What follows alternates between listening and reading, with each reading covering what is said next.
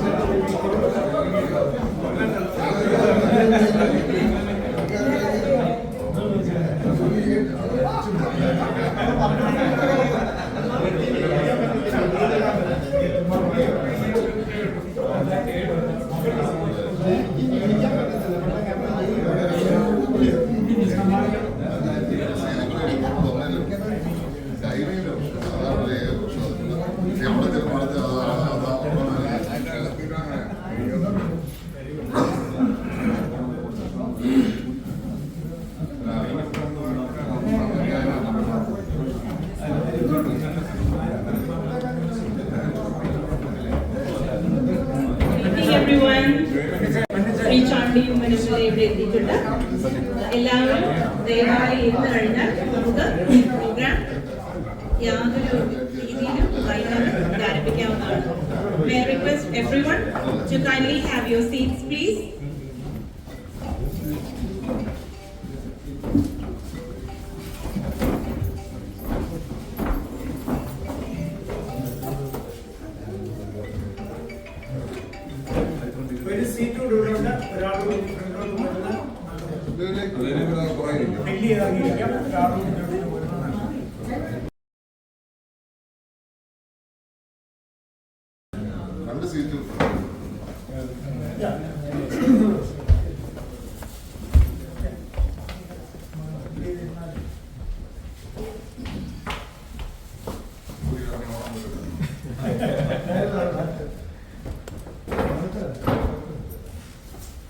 Namaskaram.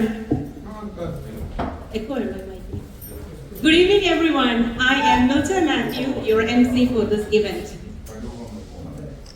BRICS ഉച്ചകോടിക്ക് ശേഷം ഹ്യൂസ്റ്റണിൽ എത്തിയിരിക്കുന്ന നമ്മുടെ ഏവരുടെയും പ്രിയങ്കരനായ ശ്രീ ചാണ്ടി ഉമ്മൻ MLAക്ക് സ്വീകരണം നൽകാൻ ഫ്രണ്ട്സ് ഓഫ് OC ഹ്യൂസ്റ്റൺ സംഘടിപ്പിച്ചിരിക്കുന്ന ഈ ഒരു സ്വീകരണ വേളയിലേക്ക് ഏവർക്കും ഹാർദവമായ സ്വാഗതം.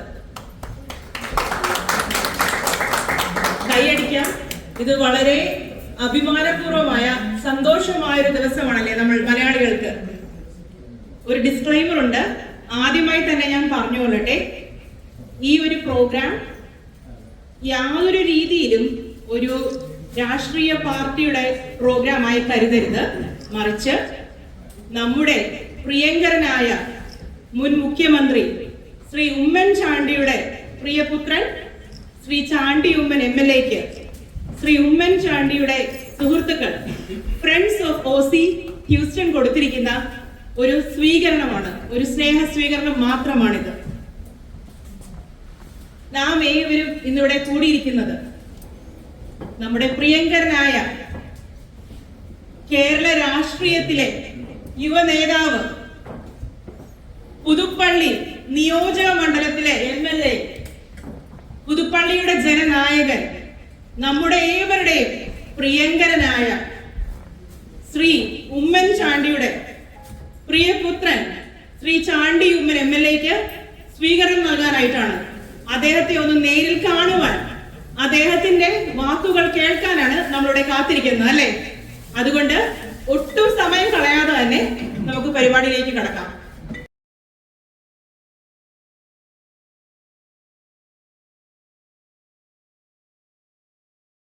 Shri Chandy Oommen MLA, thank you for coming today.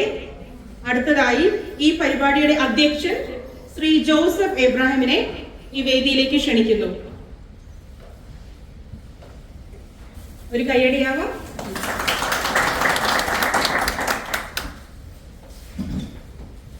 ഏതൊരു നല്ല ചടങ്ങും തുടങ്ങുന്നത് ഈശ്വര പ്രാർത്ഥനയോടെയാണ്, അല്ലേ? May I request everyone to kindly raise from your seat for a moment of silent prayer.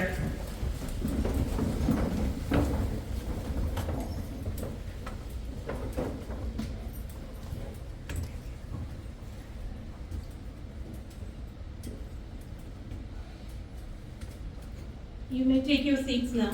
Thank you.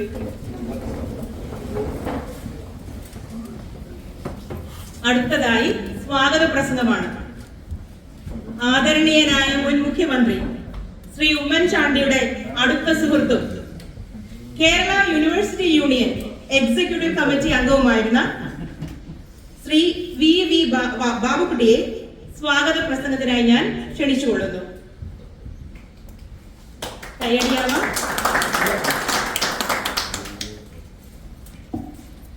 ബഹുമാനപ്പെട്ട അധ്യക്ഷൻ ശ്രീ ചാണ്ടിയപ്പൻ, ബഹുമാനപ്പെട്ട സുഹൃത്തുക്കളെ, ചാണ്ടിയപ്പന് വലിയ ഇൻട്രൊഡക്ഷൻ ഒന്നും ആവശ്യമില്ല. ജോസഫ് എബ്രഹാം തമ്പാനെ നിങ്ങളെല്ലാവരും അറിയുന്നവരാണ്. തമ്പാനിവിടെ നമ്മുടെ OIC പ്രസ്ഥാനം വളരെ വർഷങ്ങളായിട്ട് നയിച്ചുകൊണ്ടുപോയ വ്യക്തിയാണ്. അതുപോലെ തന്നെ ഇവിടെ ഇരിക്കുന്ന എല്ലാ മുഖങ്ങളും 99% മുഖങ്ങളും എനിക്ക് പരിചയമുള്ളതാണ്. എന്നെ അറിയുന്നതായിരിക്കും എന്ന് ഞാൻ വിശ്വസിക്കുന്നു. ഞാൻ ദീർഘിപ്പിക്കുന്നില്ല, കാരണം നാമൊക്കെ ഇവിടെ കൂടിയിരിക്കുന്നത് നമ്മുടെ MC പറഞ്ഞതുപോലെ ചാണ്ടിയപ്പനും ബ്രിക്സ് എന്നൊക്കെ നമ്മൾ ഒത്തിരി വായിക്കുകയും കേൾക്കുകയൊക്കെ ചെയ്തിട്ടുള്ളതാണ്. അങ്ങനെ ഉള്ള കാര്യത്തെപ്പറ്റി കൂടുതൽ അറിയാനായിട്ടും പിന്നെ അതുപോലെ തന്നെ നമുക്ക് അദ്ദേഹത്തോട് ചോദിക്കാനായിട്ടുള്ള അവസരവും ഇതിൻ്റെ ഓർഗനൈസേഷൻ ഒരുക്കിയിട്ടുണ്ട്. അപ്പോൾ അതുകൊണ്ട് ആ കാര്യങ്ങൾക്ക് സമയം മാറ്റിവെച്ചുകൊണ്ട് ഞാൻ പെട്ടെന്ന് എൻ്റെ കടമയിലേക്ക് കിടക്കുകയാണ്. ബ്രിക്സിൻ്റെ സമ്മേളനത്തിന് പോയി തിരിച്ച് ഇതിലെ വരുമെന്നും ഇവിടെ നമ്മളെയൊക്കെ കാണാനായിട്ട് ചാണ്ടിയപ്പൻ താല്പര്യം പ്രകടിപ്പിക്കുകയും ചെയ്തു. അദ്ദേഹത്തിനോട് ഞാൻ നന്ദി അറിയിക്കുന്നു. അതുപോലെ തന്നെ ഈ മീറ്റിലേക്ക് അദ്ദേഹത്തെ സ്വാഗതം ചെയ്യുന്നു. നമ്മുടെ പ്രസിഡന്റിന്റെ കാര്യം ഞാൻ നേരത്തെ പറഞ്ഞല്ലോ, അദ്ദേഹത്തെയും ഒഫീഷ്യലായി സ്വാഗതം ചെയ്യുന്നു. ഇവിടെ വന്നിരിക്കുന്ന എല്ലാവരെയും സ്നേഹത്തോടും ആദരവോടും കൂടെ സ്വാഗതം ചെയ്തുകൊണ്ട് ഞാൻ എൻ്റെ വാക്കുകൾ അവസാനിപ്പിക്കുന്നു.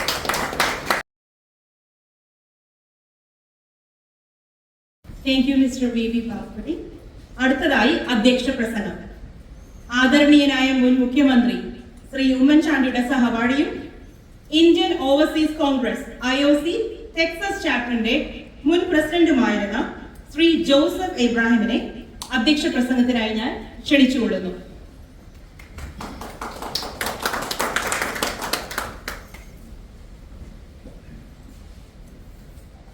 വിശിഷ്ട അതിഥി ശ്രീ ചാണ്ടി MLA,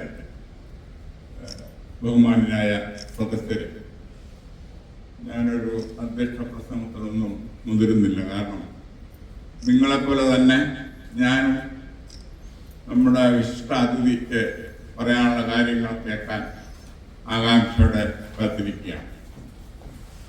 ബ്രിക്സ് സമ്മേളനം കഴിഞ്ഞ് ഇന്ന് വെളുപ്പിനെ എത്തിയ അദ്ദേഹത്തിന് തീർച്ചയായും അതിനെക്കുറിച്ച് നമ്മളോട് സംസാരിക്കാൻ വിഷയങ്ങൾ കാണും. തന്നെയുമല്ല, സമയം അനുവദിക്കുമെങ്കിൽ ആനുകാലികമായി നമ്മുടെ രാജ്യത്ത്, പ്രത്യേകിച്ച് കേരളത്തിൽ ഇപ്പോൾ നടന്നുകൊണ്ടിരിക്കുന്ന വിഷയങ്ങൾ, പ്രത്യേകിച്ച്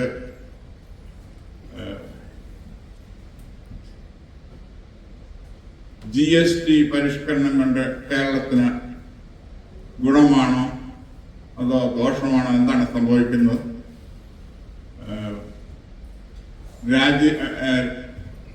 രാഹുൽ ഗാന്ധി നേതൃത്വം കൊടുക്കുന്ന മറ്റൊരു പ്രസ്ഥാനമുണ്ട്, വോട്ട് ചോരി. അതിൻ്റെ സംഭവ വികാസങ്ങൾ സാധാരണ മനുഷ്യരെ അത് എങ്ങനെ അഫക്റ്റ് ചെയ്യുന്നു.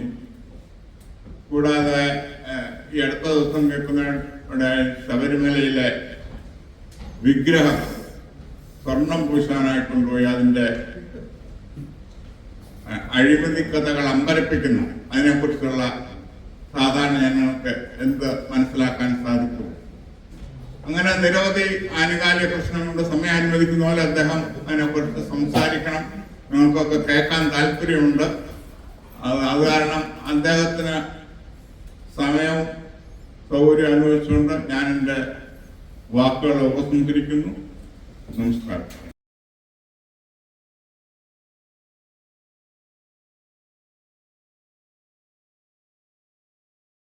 Thank you mister Joseph Abraham.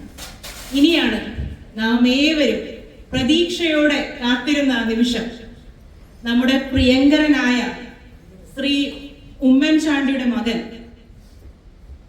Kerala രാഷ്ട്രീയത്തിലെ യുവ നേതാവ്, ഇക്കഴിഞ്ഞ ബ്രിക്സ് ഉച്ചകോടിയിൽ ഇന്ത്യയെ ഒരു ഇന്റർനാഷണൽ തലത്തിൽ പ്രതിനിധീകരിച്ച് നമ്മളെ പ്രൗഡാക്കിയ ആ ഒരു വ്യക്തി പുതുപ്പള്ളി മണ്ഡലത്തിൽ ഏതൊരാവശ്യമുണ്ടെങ്കിലും നാം കാണുന്ന ഒരു മുഖമാണ് ശ്രീ ചാണ്ടി ഉമ്മൻ MLA, അല്ലേ? ഒരു കൈയടി കൊടുക്കാം. ഈ ചാണ്ടി ഉമ്മൻ MLA ഇന്ന് നമുക്ക് ഇവിടെ ചീഫ് ഗസ്റ്റ് ആയി കിട്ടിയിരിക്കുന്നതിൽ ഒരുപാട് അഭിമാനമുണ്ട്, സന്തോഷമുണ്ട്. ഇനിയും ദൈർഘ്യപ്പിക്കാതെ ശ്രീ ചാണ്ടി ഉമ്മൻ MLA നമ്മുടെ ചീഫ് ഗസ്റ്റ് സ്പീച്ചിനായി ക്ഷണിച്ചുകൊള്ളുന്നു. Sir please.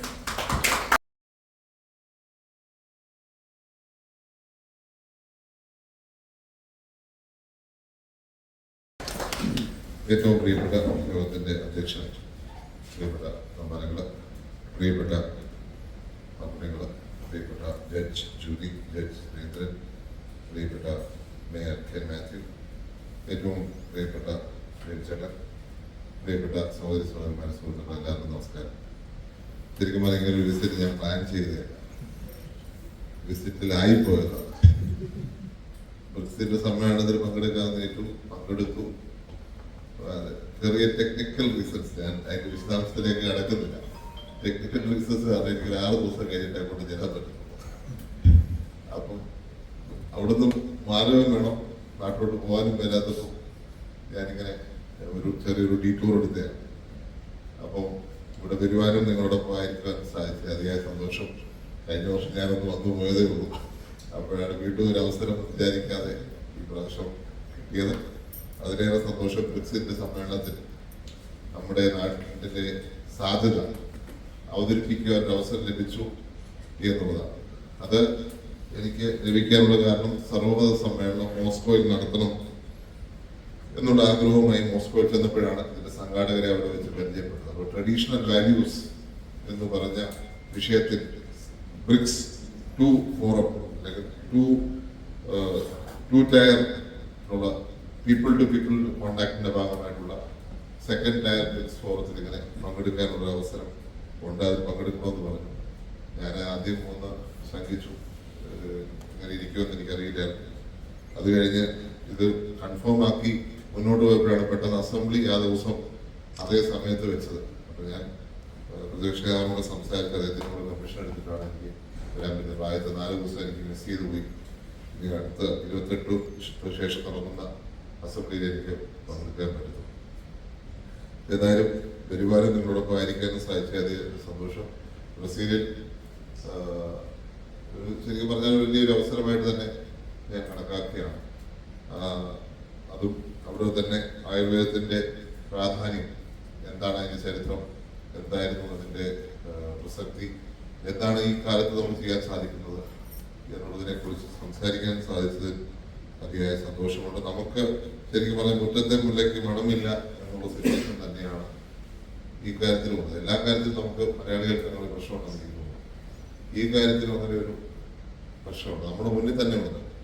അതുകൊണ്ട് അതിന്റെ വാല്യൂ നമുക്ക് മനസ്സിലാക്കുവാൻ, അതിന്റെ യൂസ് ലോകത്തിലേക്ക് സ്പ്രെഡ് ചെയ്യാൻ നമ്മുടെ ആൾക്കാർ ശ്രദ്ധിച്ചിട്ടില്ല. അതിന്റെ ഒരു നമ്മുടെ ഒരു ശൈലിയുടെ ഭാഗമായിട്ടുള്ളതായിരിക്കാം.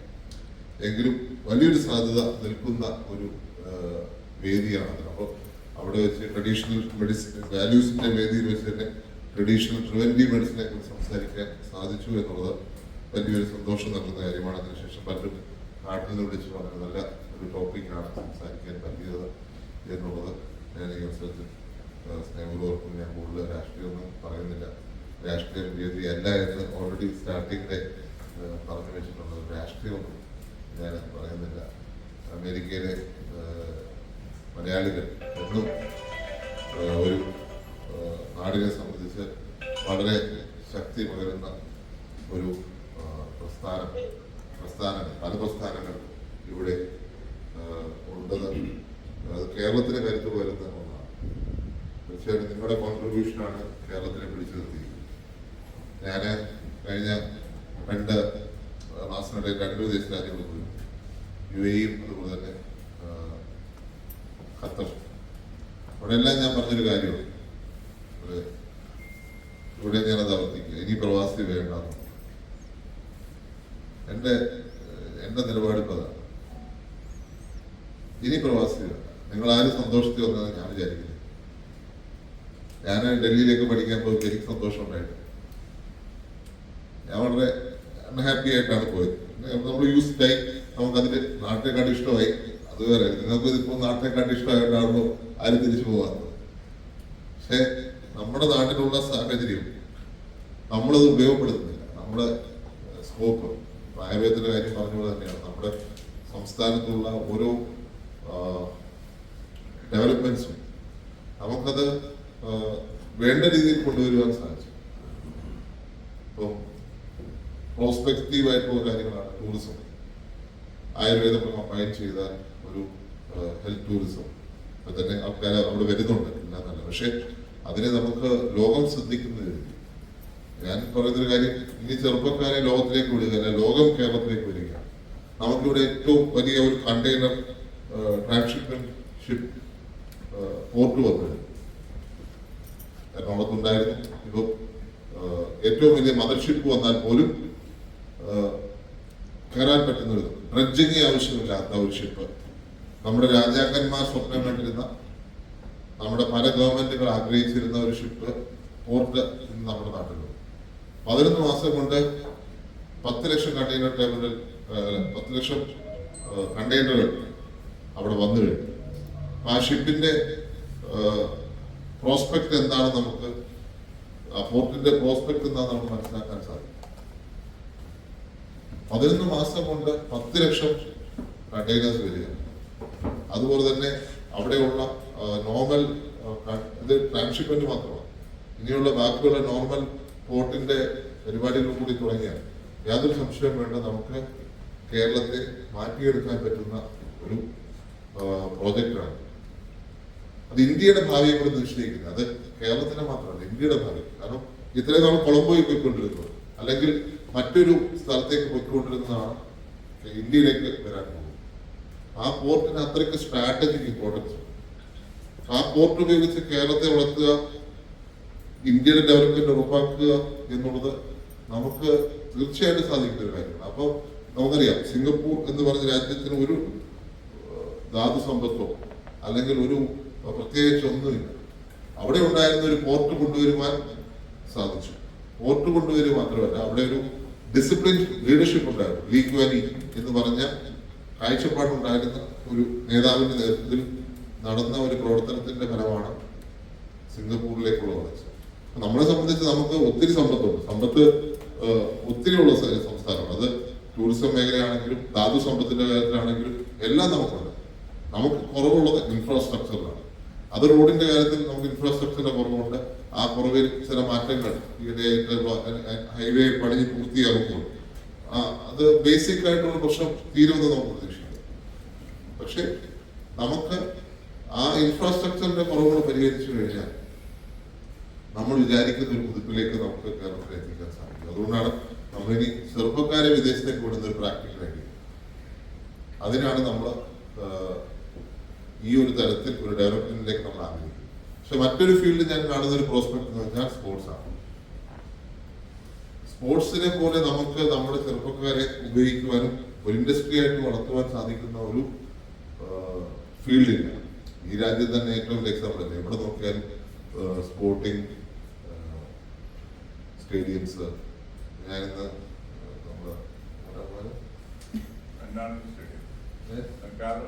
ഗാലസ്റ്റിൻ പോകുന്ന വഴിക്ക് 2 സ്റ്റേഡിയങ്ങളുണ്ട്. ഒന്ന് അടുത്ത വർഷം വേൾഡ് കപ്പ് നടക്കാൻ പോകുന്നത്, അതിന്റെ ഇപ്പുറത്ത് കഴിഞ്ഞ വർഷം അതിന് മുമ്പുള്ള ഒരു സ്റ്റേഡിയം. എവിടെ നോക്കിയാലും ഒരു സ്റ്റേഡിയംസ് ആണ്. ഇപ്പൊ എനിക്ക് തോന്നുന്നു കേരളത്തിൽ ഏറ്റവും എഫക്റ്റീവായിട്ട് നടക്കാൻ പോകുന്ന ഒരു സാധനം സ്പോർട്സ് ആണ്. അപ്പോൾ ഗവൺമെന്റ് താല്പര്യം എടുത്തിട്ട് പ്രൈവറ്റ് പാർട്ടീസ് കൊണ്ട് മെസ്സിയെ കൊണ്ടുവരുന്നുണ്ട്. എനിക്ക് മെസ്സിയെ കൊണ്ടുവരുന്നതിനോട് ഇത്രയും രൂപ കൊടുത്ത് മെസ്സി വന്നിട്ട് ഞാൻ ആദ്യം വിചാരിച്ചു മെസ്സി വന്ന് താമസിക്കാൻ പോകും. 150 കോടി കൊടുത്തിട്ട് മെസ്സി വരുമ്പോ പുള്ളി എന്തെങ്കിലും ഒന്ന് കൈ അണിഞ്ഞിട്ട് പോയ പോലല്ലോ.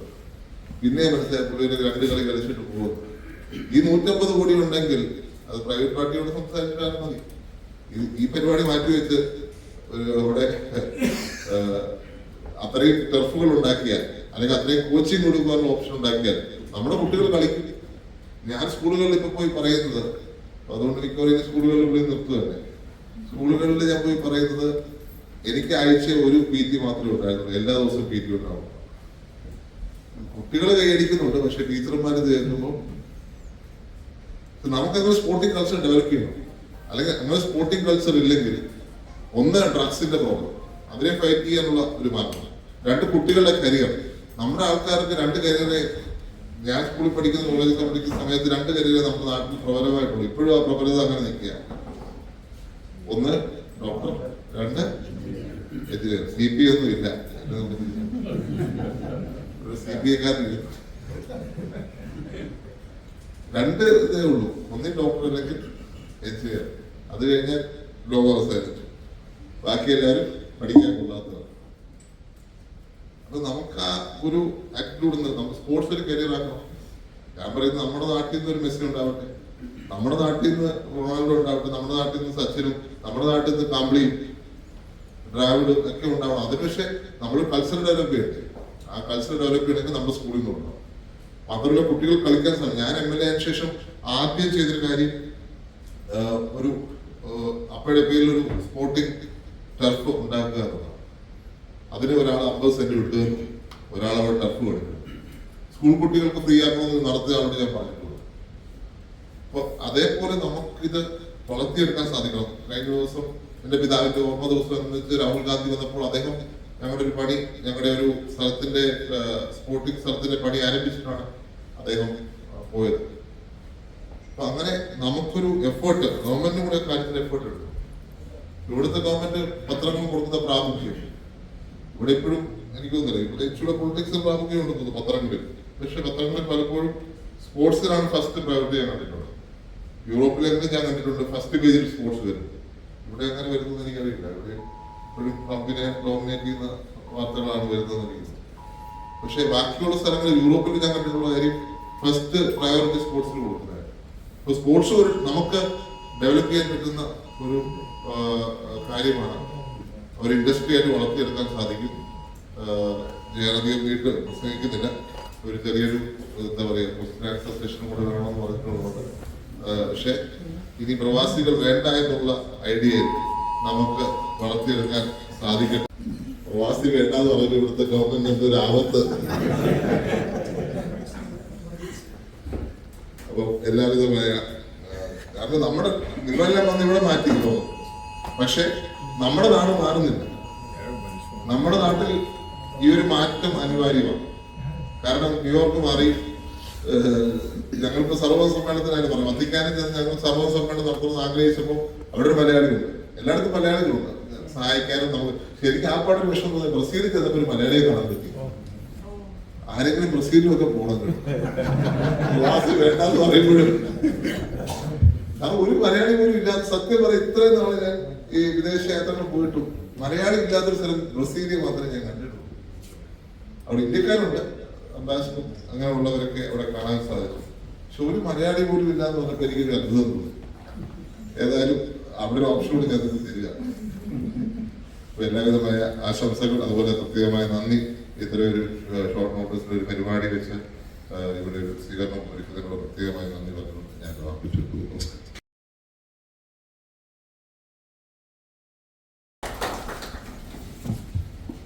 നമുക്ക് ബ്രസീലിലെ വിഷയങ്ങൾ അറിയാൻ പറ്റി. നമ്മൾ ഇനി ബ്രസീലിലേക്കും ചേക്കേറുന്നതായിരിക്കും ശ്രീ ചാണ്ടിയൂർ MLA ഉപദേശം അനുസരിച്ച്. അതെ, വളരെ നല്ല വാക്കുകൾ അദ്ദേഹം പകർന്നു തന്നത്. അടുത്തതായിട്ട് it's time for the felicitation. ഒരു പ്രത്യേക അറിയിപ്പുണ്ട്. ഈ ഫെലിസിറ്റേഷന് ശേഷം ഒരു ക്വസ്റ്റ്യൻ ആൻസർ സെഷൻ ഞങ്ങൾ ഒരുക്കിയിട്ടുണ്ട്. ഒരു ഇന്ററാക്റ്റീവ് സെഷൻ വിത്ത് ശ്രീ ചാണ്ടിയൂർ MLA. അതുകൊണ്ട് ഫെലിസിറ്റേഷന് ശേഷം എല്ലാവരും ദയവായി കാത്തിരിക്കുക. ആദ്യമായിട്ട് let me invite Honorable Stafford City Mayor Ken Matthew for the felicitation. Sir, please.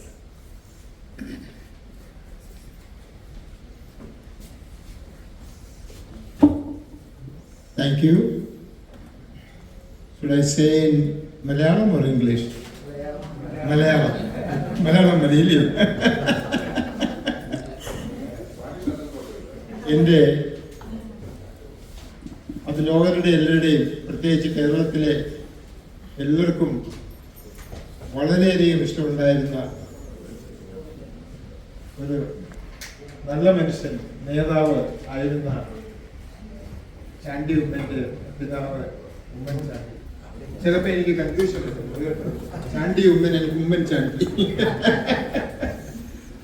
ഒരു ബ്ലെസ്സിങ് ആണ്, ഈശ്വരന്റെ ഒരു ബ്ലെസ്സിങ് ആണ്. അതുപോലുള്ള ഒരു പിതാവിനെ കിട്ടുക, അതുപോലെ ഒരു മകൻ വളർന്നു വരുന്നുണ്ട്, അത് ജനങ്ങൾക്ക് ഉപകാരപ്രദമായ രീതിയിൽ മുന്നോട്ട് പോകാൻ പറ്റും. അതുകൊണ്ട് എന്നെ പോലുള്ള പൊളിറ്റീഷ്യൻസ് അല്ലെങ്കിൽ ഇവിടെ ഇരിക്കുന്ന ഇലക്ടഡ് ഒഫീഷ്യൽസ് മനസ്സിലാക്കേണ്ട ഒരു കാര്യമാണ്, ഈ പൊസിഷൻ എന്ന് പറയുന്നത് ആൾക്കാരെ സർവൻസ് ആക്കാനല്ല. എലക്ട് ചെയ്ത ഒഫീഷ്യൽസ് എന്ന് പറയുന്നത് ആൾക്കാരുടെ സർവൻസ് ആകുക എന്നുള്ളതാണ്. അത് എൻ്റെ ഹീറോ ആയിരുന്ന താങ്കളുടെ പിതാവിന് ഞാൻ ചില കാര്യങ്ങൾ എനിക്ക് വലിയ ഇഷ്ടമുള്ള കാര്യമായിരുന്നു. ഇത് ഞാൻ രണ്ടാമത്തെ പ്രാവശ്യമാണ് കാണുന്നത് കേട്ടോ. അതുകൊണ്ട് എല്ലാ കാര്യങ്ങളും നിങ്ങളിൽ നിന്നൊക്കെ മറ്റുള്ളവർ പഠിക്കട്ടെ. പൊളിറ്റീഷ്യൻസ് ആയിട്ട് വീട്ടിൽ വരാമെന്നുള്ളവർക്ക് അതൊരു എക്സാമ്പിളായി തീരട്ടെ. അതുകൊണ്ടാണ് ചാണ്ടി സാറ് മരിച്ചു കഴിഞ്ഞപ്പോൾ ആ ജനപ്രവാഹം, ആൾക്കാരുടെ വിഷമങ്ങളൊക്കെ കാണാൻ അത്രയും ആൾക്കാർ കൂടി ഒരു ഫ്യൂണറൽ ഇല്ലായിരുന്നു എന്നാണ് ഞാൻ കേട്ടിരുന്നത്. അത് ആൾക്കാരുടെ ഒരു എന്തും വേണ്ടി നല്ല കാര്യമെന്ന് ആലോചിച്ച് അങ്ങനെ എല്ലാ പൊളിറ്റീഷ്യൻസിനും വരട്ടെ, സെൽഫ്ലെസ് ആയിട്ട് വരട്ടെ. ജനങ്ങളുടെ പ്രതിനിധിയാണ്, അല്ല അവർ നമ്മുടെ പ്രതിനിധിയല്ല. അതുകൊണ്ട് എല്ലാ ഭാവങ്ങളും നേരുന്നു. Thank you so much. Thank you Shri Ken Mathew. അടുത്ത ആശംസാ പ്രസംഗത്തിനായിട്ട് Shri Surendran Patel, honourable judge, Kottayam county district court. ബഹുമാന്യായ അധ്യക്ഷൻ, ബഹുമാന്യായ MLA ചാണ്ടി ഉമ്മൻ, പ്രിയ സുഹൃത്തുക്കളെ, ഇന്ന് സാധാരണയിൽ നിന്ന് വ്യത്യസ്തമായി കണ്ട ഒരു കാര്യമാണ്. ഒരു രാഷ്ട്രീയ നേതാവ് വന്ന സമയത്ത് കിട്ടിയ അവസരം ഉപയോഗിച്ച് 1 മിനിറ്റ് എന്ന് തീരുമാനിച്ച് പോയി. അരമണിക്കൂർ സ്വാഗത പ്രസംഗവും 1 മിനിറ്റ് എന്ന് പറഞ്ഞ് അരമണിക്കൂർ അധ്യക്ഷ പ്രസംഗം കാണുന്ന സാധാരണഗതിയിൽ നിന്ന് ഒഴിവായി നിശ്ചയിച്ചതിൽ കുറഞ്ഞ സമയം കൊണ്ട് ഒരു പ്രസംഗമൊക്കെ വളരെ കാര്യമാത്ര പ്രസക്തമായ നിലയിലേക്ക് ഈ കാര്യങ്ങൾ നടത്താൻ തയ്യാറായത് ഞാൻ ഒരു വലിയ നല്ല ഒരു സന്തോഷകരമായ ഒരു കാര്യമായിട്ടാണ് എനിക്ക് തോന്നുന്നത്. ഞാനും ദീർഘിപ്പിക്കുന്നൊന്നുമില്ല. ഇത് 2ാമത്തെ തവണയാണ് ചാണ്ടി ഉമ്മനെ കണ്ടത്. എത്രമാത്രം നമ്മൾ നിഷ്കർഷിച്ചാലും നമ്മളുടെ നാട്ടിൽ ഒരു 5 വർഷത്തിന് മുമ്പുള്ള ഒരു കാര്യം എടുത്ത് നോക്കിയാൽ ഏത് രാഷ്ട്രീയ പാർട്ടിയുടെ നേതാക്കന്മാർ ഇവിടെ വന്നാലും അവര് രാഷ്ട്രീയത്തിനപ്പുറത്തേക്ക് മറ്റൊന്നും പറയാതെ രാഷ്ട്രീയം മാത്രം പറഞ്ഞ് പോകുന്നൊരു പൊതു ചിത്രമാണ് നമ്മളുടെ മുമ്പിൽ നിന്ന്. അതിൽ നിന്ന് വ്യത്യസ്തമായി നാടിനെ കുറിച്ചും നാടിന്റെ വികസനത്തിനെ കുറിച്ചും പറയുന്ന നിലയിലേക്ക് നമ്മളുടെ നാട്ടിലെ രാഷ്ട്രീയ നേതാക്കന്മാര് ഈ അടുത്ത കാലത്ത് മാറിയിട്ടുണ്ട്. അത് നമ്മളുടെ ചെറുപ്പക്കാരായ രാഷ്ട്രീയ പാർട്ടി ഏതുമാവട്ടെ, ചെറുപ്പക്കാരായ രാഷ്ട്രീയ നേതാക്കന്മാര് കുറെ കൂടി വിശാലമായ നിലയിലേക്ക് പൊളിറ്റിക്സിനെ മാറ്റുന്ന ഒരു അവസ്ഥയിലേക്ക് നമ്മളുടെ കേരളം മാറിയത് വളരെയധികം സന്തോഷത്തോടു കൂടിയാണ് ഞങ്ങൾ നോക്കിക്കാണുന്നത്. ഒരു സജഷനാണ് എനിക്ക് MLA എന്ന നിലയിൽ താങ്കളുടെ മുമ്പിൽ സൂചിപ്പിക്കാനുള്ളത്. താങ്കൾക്ക് ഇൻട്രസ്റ്റ് ഉള്ള ഒരു സബ്ജക്റ്റ് ആയതുകൊണ്ടാണ്. നമ്മുടെ നാട്ടിൽ സ്പോർട്സ് വളരണം എന്ന് ആഗ്രഹിക്കുന്ന ഒരു MLA ആയതുകൊണ്ട് തന്നെ ഇവിടെ ഇപ്പോൾ മിക്കവാറും എല്ലാ സ്കൂളിലും സ്റ്റേഡിയം ഉണ്ട്. അത് നമ്മുടെ നാട്ടിൽ ചിലപ്പോൾ പറ്റിയെന്ന് വരില്ല. എല്ലാ സ്കൂളിലും സ്റ്റേഡിയം ഉണ്ട്, ട്രാക്ക് ആയാലും ബാക്കി എല്ലാ കാര്യങ്ങളും. അവർ ചെറിയൊരു ഫെസിലിറ്റി എങ്കിലും ഇപ്പൊ നമ്മുടെ നാട്ടിൽ ഏതെങ്കിലും ഒരു ഗവൺമെന്റ് സ്കൂളില്ല, കെട്ടിടം ഇല്ല എന്ന് വിചാരിച്ചാൽ ഗവൺമെന്റ് കൊടുക്കുന്ന നിലയിലേക്ക് കാര്യങ്ങൾ മാറിയിട്ടുണ്ട്. അപ്പോൾ അങ്ങനെ ഒരു സമ്പത്ത് ഏതെങ്കിലും വിധത്തിൽ കണ്ടുപിടിക്കാനും സ്കൂളിന്റെ വികസനം നടത്താനും ഗവൺമെന്റിനും രാഷ്ട്രീയ പാർട്ടികൾക്കും താല്പര്യമുണ്ട്. ആ താല്പര്യം ഒരു ചെറിയ നിലയിലേക്കുള്ള ഒരു സംവിധാനം സ്കൂളിനോടനുബന്ധിച്ച് തന്നെ ഉണ്ടാക്കാനുള്ള ഒരു ശ്രമം അടുത്ത നിങ്ങളുടെ പാർട്ടിയാണ് അധികാരത്തിൽ വരുന്നതെങ്കിൽ ഒരു മന്ത്രിയാകാൻ സാധ്യതയുള്ള ഒരാളായിട്ടാണ് ഞങ്ങളൊക്കെ കാണുന്നത്. അപ്പോൾ ഈ ഒരു ഇനിഷ്യേറ്റീവ് ഭരണം കിട്ടിയാലും ഇല്ലെങ്കിലും ചെറുപ്പക്കാരായ MLA-മാരെ നമ്മളുടെ സ്കൂളിൽ തന്നെ ഇത് തുടരാനുള്ള ഒരു സാഹചര്യം ഒരുക്കുന്ന നിലയിലേക്ക് ഒരു ഇനിഷ്യേറ്റീവ് കൊണ്ടുവരാൻ പറ്റിയാൽ താങ്കളുടെ ആഗ്രഹം പോലെ തന്നെ നമ്മളുടെ ഒരു ചെറിയ സമീപ ഭാവിയിൽ കേരളത്തിൽ നിന്ന് ഒരുപാട് മുത്തുകൾ വളരുമെന്ന ഒരു കാഴ്ചപ്പാടാണ് എനിക്കുള്ളത്. ഉഷ വന്നത് ഒരു ഫെസിലിറ്റി ഇല്ലാതെയാണ്, MN വിജയൻ വന്നത് ഒരു ഫെസിലിറ്റി ഇല്ലാതെയാണ്. അപ്പോൾ നമുക്ക് കുറച്ചും കൂടി ഒരു ഫെസിലിറ്റി ഉണ്ടായിരുന്നെങ്കിൽ, അപ്പോൾ അതിനുള്ളൊരു ഇനിഷ്യേറ്റീവ് താങ്കളുടെ ഭാഗത്ത് നിന്നുണ്ടാവണം. നിങ്ങളുടെ ഒരു കൂടുതൽ ഉയർച്ചയിൽ, നിങ്ങൾ പോലെയുള്ള പൊളിറ്റീഷ്യൻസിന്റെ കൂടുതൽ ഉയർച്ചയിൽ ആത്മാർത്ഥമായി ആഗ്രഹിക്കുകയും സന്തോഷിക്കുന്നതിന് ഒരു വിഭാഗമാണ് പ്രവാസികൾ. എല്ലാവിധ ആശംസകളും. Thank you. Thank you, Sri Sudhindran Patel.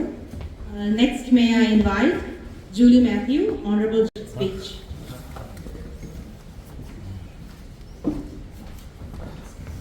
Good evening, respected MLA, as well as my fellow elected officials and friends. ഞാനോട് വരുന്നതിന് മുമ്പേ തന്നെ ഒരാൾ എന്നോട് പറഞ്ഞു മലയാളത്തിലെ സംസാരിക്കണം. As most of you know, ഞാൻ കേരളം വിട്ടത് കൊച്ചിലെ വിട്ടു. എൻ്റെ exposure to നാട്ടിലെ politics എല്ലാം very little ആണ്. But ആ little exposure തന്നെ, I heard great things about your dad. And so it's fantastic to see that you're continuing that tradition in regard to your leadership, your strengths in listening to people, their struggles, and taking care of those in need. And I hope that you continue and that your legacy will be greater than your father's and that you will achieve great things. Whenever I go to Kerala, I notice how beautiful it is, but there's so much that can be done, and I hope that the new generation will come in and reinvigorate especially the natural beauty, the trash, figure out where to take care of those things, and I really appreciate what you have done so far. So thank you, and great meeting you for the very first time.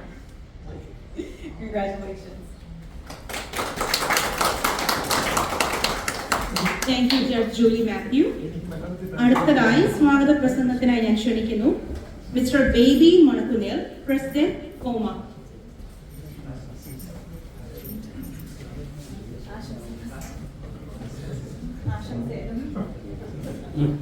Good evening.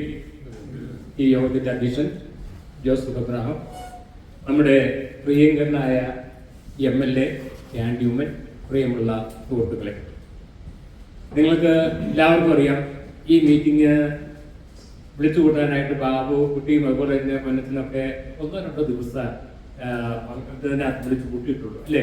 കൂടുതലായിട്ട് ആൾക്കാരെ ഒന്നും ബന്ധപ്പെടുത്തിയിട്ടില്ല. എങ്കിൽ ഈ ചെറിയ സമയം കൊണ്ട് ഇത്രയും പേര് ഈ മീറ്റിങ്ങിന് വന്നത് എന്തുകൊണ്ടാണ് ഞങ്ങൾക്ക് ആർക്കെങ്കിലും പറയാൻ പറ്റുമോ?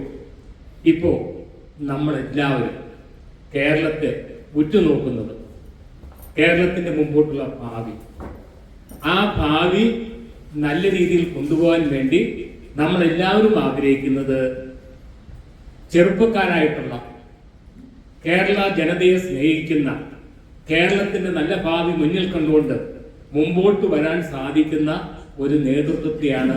അതിനെ ചുക്കാൻ പിടിക്കാൻ വേണ്ടി ഇപ്പോൾ തന്നെ നമുക്കറിയാം, കഴിഞ്ഞ 1 വർഷത്തോളമായി കോൺഗ്രസിൽ നിന്ന് ചെറുപ്പക്കാരായിട്ടുള്ള ഒത്തിരി പേര് മുൻപോട്ട് വന്നു. കേരളത്തിലെ രാഷ്ട്രീയ രംഗത്ത് ഒത്തിരിയധികം മാറ്റങ്ങൾ കൊണ്ടുവരാനായിട്ട് അവർക്ക് സാധിച്ചിട്ടുണ്ട്. കഴിഞ്ഞ കാലഘട്ടങ്ങളിൽ ആ കോൺഗ്രസിന്റെ നേതൃത്വ സ്ഥാനത്തേക്ക് കോൺഗ്രസിനെ നല്ല രീതിയിൽ മുമ്പോട്ട് കൊണ്ടുപോകണമെന്ന് ആഗ്രഹിച്ച് മുൻപന്തിയിൽ നിൽക്കുന്ന ഒരു വ്യക്തിത്വമാണ് നമ്മുടെ പ്രിയങ്കരനായ ചാണ്ടി ഉമ്മൻ MLA. നിങ്ങളോട് ആരോടും പ്രത്യേകം പറയേണ്ട കാര്യമില്ല, എല്ലാവർക്കും അറിയാം. പക്ഷേ ഇപ്പൊ ഇവിടെ ഇരിക്കുന്നവരെല്ലാം തന്നെ കോൺഗ്രസ്സുകാരാണ്, അല്ലെങ്കിൽ കോൺഗ്രസിനെ സ്നേഹിക്കുന്നവരാണ്. 1-2 കാര്യങ്ങൾ മാത്രം ഞാൻ ഈ അവസരം ഉപയോഗിക്കാം. ഇപ്പോൾ ഒരു 2 സെഷനായിട്ടാണ് പോകുന്നത്. കുറെ പ്രായമുള്ളവരുണ്ട്, അതുപോലെ തന്നെ വളർന്നു വരുന്ന കോൺഗ്രസ് എന്ന് പറയുന്ന മഹത്തായ പ്രസ്ഥാനത്തെ ഏറ്റവും നല്ല നിലയിൽ കൊണ്ടുവരാനും അടുത്ത ഒരു ഇലക്ഷനില് കോൺഗ്രസ് നല്ല രീതിയിലുള്ള UDF-ന് ഭരണത്തിൽ എത്തിക്കാൻ സാധിക്കുന്നതുമായിട്ടുള്ള ഒരു നേതൃത്വ നിര നമ്മുടെ യുവാക്കളുടെ ഇടയിലുണ്ട്. ഈ കഴിഞ്ഞ ഏതാനും 1.5 മാസമായി അങ്ങനെ വളർന്നു വരുന്ന നേതാക്കന്മാരെ തട്ടിക്കളഞ്ഞുകൊണ്ട് ഏതെങ്കിലും വിധത്തില് അവരെ പിന്നോക്കം മാറ്റിയെടുക്കുന്ന ഒരു സംവിധാനമാണ് നമ്മൾ ഈ മാധ്യമങ്ങൾ വഴി ഇപ്പോൾ കണ്ടുകൊണ്ടിരിക്കുന്നത്. അത് തടയിടേണ്ട കാര്യങ്ങൾ അതിക്രമിച്ചിരിക്കുകയാണ്. കാരണം യുവാക്കളായിട്ടുള്ളവരെ മുമ്പോട്ട് വന്നെങ്കിൽ മാത്രമേ നമ്മൾ ഈ പറയുന്ന രീതിയിൽ ഗ്രൂപ്പോ കാര്യങ്ങളോ ഒന്നുമില്ലാതെ കേരളത്തിലെ ജനങ്ങൾക്ക് വേണ്ടി പ്രവർത്തിക്കാനായിട്ട് സാധിക്കുകയുള്ളൂ. നമുക്കറിയാം കുറെ ദിവസങ്ങളായിട്ട് പുതുതായിട്ട് തെരഞ്ഞെടുക്കപ്പെട്ട ഒരു MLA കുറിച്ച് പല വിധത്തിലുള്ള അപഖ്യാതികൾ പറഞ്ഞു. പക്ഷേ അതിനെ ശക്തിയുക്തമായിട്ട് എതിർത്ത് നമുക്ക് നേതൃത്വം കൊടുക്കുന്നവർ അതിനെ എതിർത്തുകൊണ്ട് അതിനെ ഇല്ലായ്മ ചെയ്യാനായിട്ട് ആരും മുമ്പോട്ട് വന്നിട്ടില്ല. ആ വ്യക്തിയെ നമ്മുടെ MLA സ്ഥാനത്ത് മാറ്റി നിർത്തുക, പാർട്ടിയിൽ നിന്ന് മാറ്റി നിർത്തുക, അങ്ങനെയുള്ള ഒരു ശക്തമായ രീതിയിലുള്ള നടപടിയാണ് വന്നത്. എങ്കിൽ ഒറ്റ കാര്യം നമുക്കറിയാം, നമ്മുടെ കേരളത്തിലെ ജനങ്ങളുടെ ഇടയിൽ ഈ വക കാര്യങ്ങളൊന്നും ഏൽക്കാതെ ആ ഒറ്റപ്പെടുത്തിയ വ്യക്തിയെ ഏറ്റവും അധികം മുൻപന്തികൾ കൊണ്ടുവരുന്നതിന് വേണ്ടി കേരളത്തിലെ കോൺഗ്രസിന് നേതൃത്വം കൊടുക്കുന്നവരും അതുപോലെ തന്നെ കോൺഗ്രസിനെ സ്നേഹിക്കുന്ന യുവാക്കളും മുമ്പോട്ട് വന്നിരിക്കുന്നു എന്നുള്ളത് വളരെ അർത്ഥവത്തായിട്ടുള്ള ഒരു കാര്യമായിട്ട് മനസ്സിലാക്കാൻ നമുക്ക് സാധിക്കും. ഇപ്പോൾ നമ്മുടെ ചാണ്ടിയമ്മനോട് പറഞ്ഞു, സ്കൂളുകളിൽ ഉള്ള നമുക്ക് പല വിധത്തിലുള്ള സ്പോർട്സ് വികസിപ്പിക്കണം. ഞാൻ ഇന്ന് രാവിലെ ഏഷ്യാനെറ്റ് നോക്കിയപ്പോൾ അതിൽ വന്നൊരു വാർത്തയാണ്, കേരളത്തിലെ സ്കൂളുകളിൽ 70% സ്കൂളുകളിൽ നമ്മളൊക്കെ പഠിക്കുന്ന കാലഘട്ടങ്ങളിൽ എന്താണ്, കേരളത്തിലെ 70% സ്കൂളുകളിൽ നമ്മളൊക്കെ പറഞ്ഞുകൊണ്ടിരുന്ന ഡ്രിൽ മാസ്റ്റർമാരാണ്. ഈ വളർന്നു വരുന്ന നമ്മുടെ സ്പോർട്സിനെ വികസിപ്പിക്കുന്നതിന് വേണ്ടിയുള്ള കേരളത്തിലെ സ്കൂളുകളിൽ 70% സ്കൂളുകളിൽ ഡ്രിൽ മാസ്റ്റർമാരില്ല. പിന്നെ നമ്മുടെ ആണ്ടിമനൊക്കെ പറഞ്ഞതുപോലെ തന്നെ ഏത് വിധത്തിലാണ് നമ്മുടെ സ്പോർട്സ് കായിക രംഗം വളർത്തിയെടുക്കാൻ സാധിക്കുക എന്നുള്ളത് നമ്മൾ എല്ലാവരും ചിന്തിക്കണം. അപ്പോൾ ഇതെല്ലാം മനസ്സിലാക്കിക്കൊണ്ട് അടുത്ത തെരഞ്ഞെടുപ്പിൽ നല്ലൊരു നേതൃത്വം വന്നുകൊണ്ട് നമ്മൾ മന്ത്രിമാരെ തീരുമാനിക്കുമ്പോൾ ഘടകകക്ഷികളുടെ നേതാക്കന്മാർക്കല്ല, അല്ലെങ്കിൽ ഭരിക്കുന്ന പാർട്ടിയുടെ നേതാക്കന്മാർക്കല്ല അത് കൊടുക്കേണ്ടത്. ഒരു ഫീൽഡിൽ ഇപ്പൊ ഒരു വിദ്യാഭ്യാസ മന്ത്രിയാണെങ്കിൽ അല്ലെങ്കിൽ ഒരു ആരോഗ്യവകുപ്പ് മന്ത്രിയാണെങ്കിൽ ഏത് രീതിയിൽ അവർക്ക് പ്രവർത്തിക്കാനുള്ള കഴിവുണ്ട് അതിനെ മനസ്സിലാക്കിക്കൊണ്ട് അതിലെ വ്യക്തമായി ധാരണയുള്ള മന്ത്രിമാരെയൊക്കെ മുമ്പോട്ട് കൊണ്ടുവന്നു കഴിഞ്ഞാൽ പല വിധത്തിലുള്ള മാറ്റങ്ങളും കേരളത്തിൽ മാറ്റിയെടുക്കാനായിട്ട് സാധിക്കും. ഇപ്പൊ തന്നെ നിങ്ങൾക്ക് എല്ലാവർക്കും അറിയാം, നമ്മളൊക്കെ നാട്ടിൽ നിന്ന് പോന്നിട്ട് 10, 30, 35 വർഷങ്ങളായി. ഇപ്പോഴും നേഴ്സിംഗ് ഫീൽഡില് അതുപോലെ തന്നെ മറ്റുള്ള എഞ്ചിനീയറിംഗ് ഫീൽഡ് ഇതെല്ലാം നമ്മൾ പുറത്തുള്ള യൂണിവേഴ്സിറ്റികളെയാണ്, കേരളത്തിന് വെളിയിലുള്ള യൂണിവേഴ്സിറ്റികളെയാണ് നമ്മൾ ആശ്രയിക്കുന്നത്. 8, 10, 12, 15 ലക്ഷം രൂപ കൊടുത്താണ് ഒരു നേഴ്സിംഗിന് അഡ്മിഷൻ നേടിയെടുക്കുന്നത്. എന്തുകൊണ്ട് ഇത്രയും നാളായിട്ട് കേരളത്തില് നല്ല രീതിയിലുള്ള നേഴ്സിംഗ് സ്കൂളുകളോ അല്ലെങ്കിൽ മെഡിക്കൽ കോളേജുകളോ വരാതെ എന്താന്നുള്ളത് ഇവരെ പോലുള്ള നമ്മുടെ പ്രിയങ്കരനായ ചാണ്ടുവിനെ പോലുള്ള MLA-മാര് അടുത്ത പ്രാവശ്യം തെരഞ്ഞെടുപ്പിൽ ജയിച്ചു വരുമ്പോൾ ഇതെല്ലാം മനസ്സിലാക്കി മുമ്പോട്ട് കൊണ്ടുകൊണ്ട് പോകണമെന്ന് ഈ അവസരത്തിൽ മാത്രം ഓർപ്പിച്ചുകൊണ്ട് നമുക്കറിയാം, ചാണ്ടി ഉമ്മൻ വളർന്നു വരുന്ന നേതാവാണ്. കുറെ മാസങ്ങളായി നല്ല രീതിയിൽ കേരളത്തിലെ ജനങ്ങളുടെ നമ്മൾ ഏഷ്യാനെറ്റൊക്കെ കാണുമ്പോൾ ചാണ്ടി ഉമ്മന്റെ ഓരോ പ്രസംഗങ്ങളും അതുപോലെ തന്നെ ഏതൊക്കെ കാര്യത്തെക്കുറിച്ചാണ് ചർച്ച ചെയ്യുന്നത് നമ്മളെല്ലാം വ്യക്തമാക്കി മനസ്സിലാക്കിക്കൊണ്ടിരിക്കുന്നതാണ്. അങ്ങനെയുള്ള ചാണ്ടി ഉമ്മന് മുമ്പോട്ടുള്ള പ്രവർത്തനങ്ങളിൽ എല്ലാ വിധത്തിലുള്ള ആശംസകളും ഞങ്ങൾ അമേരിക്കയിലെ പ്രവാസികളുടെ എല്ലാ വിധത്തിലുള്ള ആശംസകൾ ഉണ്ടായിരിക്കുമെന്ന് ഈ അവസരത്തിൽ ഓർപ്പിച്ചുകൊണ്ട് നിർത്തുന്നു. Thank you. Thank you mister Baby Manathoor. ആശംസാ പ്രസംഗമായിരുന്നു, സ്വാഗത പ്രസംഗമല്ല, സോറി. അടുത്തതായിട്ട് mister Jose K John, president Malayali association of greater Houston മാഗ്.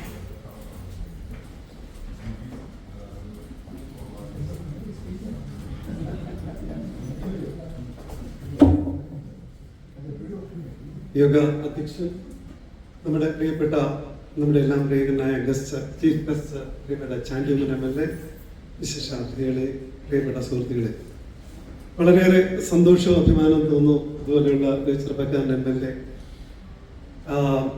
എന്ന് പറയുന്നത് നമ്മുടെ മാഗിന്റെ ഏറ്റവും അടുത്ത സുഹൃത്താണ്. കാരണം എന്താണെന്ന് ചോദിച്ചാൽ അദ്ദേഹം കഴിഞ്ഞ വർഷം ഹ്യൂസ്റ്റൺ സന്ദർശിച്ചപ്പോൾ പങ്കെടുത്ത ആദ്യത്തെ പരിപാടി എന്ന് പറയുന്നത് മാഗിന്റെ പരിപാടിയിലാണ്. നമ്മുടെ ക്രിക്കറ്റ് ടൂർണമെന്റ് ടോംബാസ് പാർക്കിൽ നടക്കുമ്പോൾ അദ്ദേഹമാണ് ഒഫീഷ്യലി വന്ന് ഉദ്ഘാടനം ചെയ്തത്. അതുപോലെ തന്നെ ഒരു ചാൻസ് കൂടെ വരുന്നുണ്ട്. നാളെ സമയമുണ്ടെങ്കിൽ മാഗിന്റെ ചെസ് ടൂർണമെന്റ് ഉണ്ട്. നാളെ രാവിലെ 9 മണിക്കാണ്. ഞങ്ങൾ ഹാർദമായി സ്വാഗതം ചെയ്തു. സമയം പോലെ ചെയ്യുക.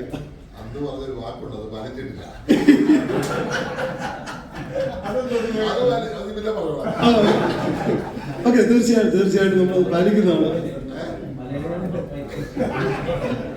അല്ല നമ്മൾ ഒത്തിരി പേര് കമ്മിറ്റ്മെന്റ് ഉണ്ട്. തീർച്ചയായിട്ടും ഞങ്ങൾ അത് ചെയ്യുന്നതായിരിക്കും.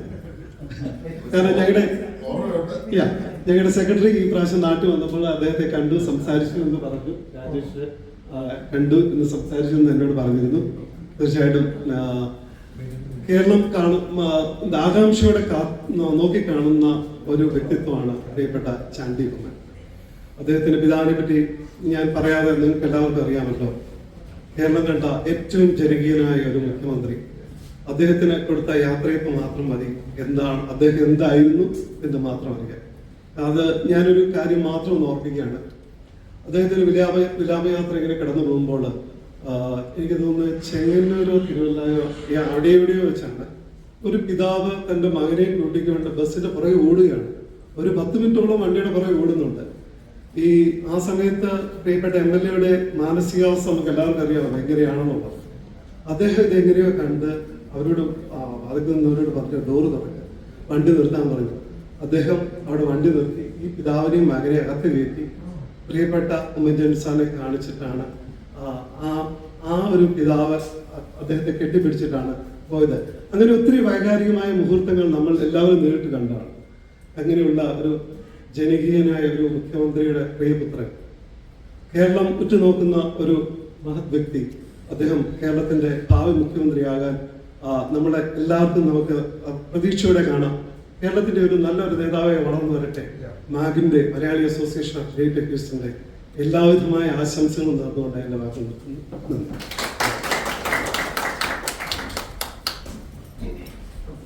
Thank you, Mr. Jose K. John. അടുത്തതായി ആശംസാ പ്രസംഗത്തിന് ഞാൻ ക്ഷണിക്കുന്നു mister Sam Thomas, president friends of Kerala Malayali community.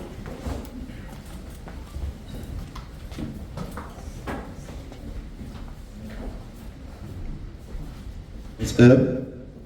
ഈ യോഗത്തിന്റെ അധ്യക്ഷൻ ബഹുമാനപ്പെട്ട MLA ചാണ്ടി ഉമ്മൻ, പ്രിയ സുഹൃത്തുക്കളെ, എനിക്ക് വലിയ പ്രാസംഗികനൊന്നുമല്ല, അച്ചടി ഭാഷ സംസാരിക്കാനും അറിയില്ല. 2 വാക്ക് സംസാരിക്കാൻ ഉദ്ദേശിക്കുന്നു. ഞാൻ ആദ്യമായിട്ട് ചാണ്ടി ഉമ്മൻ വരുന്ന ചിലപ്പോൾ എനിക്ക് ആദ്യമായിട്ട് മനസ്സിൽ വന്നത് അദ്ദേഹത്തിൻ്റെ അപ്പ ഉമ്മൻചാണ്ടിയെ കുറിച്ചാണ്, സാറിനെ കുറിച്ചാണ്. ഞാനൊരു കോട്ടയംകാരനാണ്. എൻ്റെ ചെറുപ്പം തൊട്ടേ കാണുന്നൊരു ജനപ്രിയ നേതാവാണ് Oommen Chandy.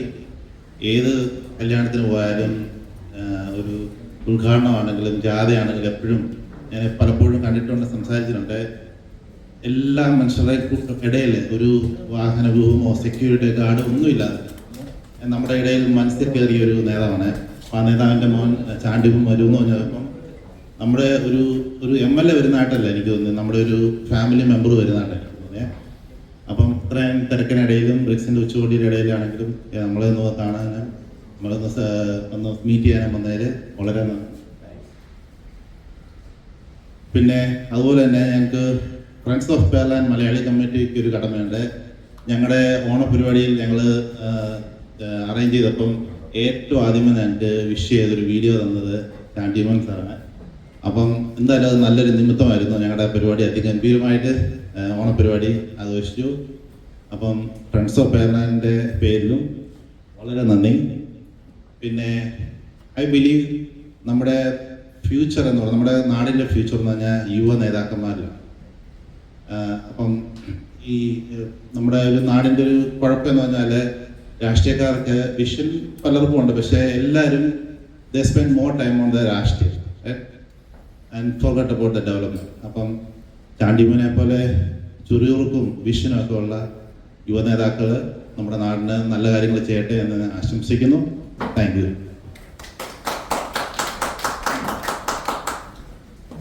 Thank you, Mr. Sam Thomas. അടുത്ത ആശംസാ പ്രസംഗത്തിനായി ഞാൻ ഇൻവൈറ്റ് ചെയ്യുന്നു mister Roy Mathew, representing world Malayali council WMC.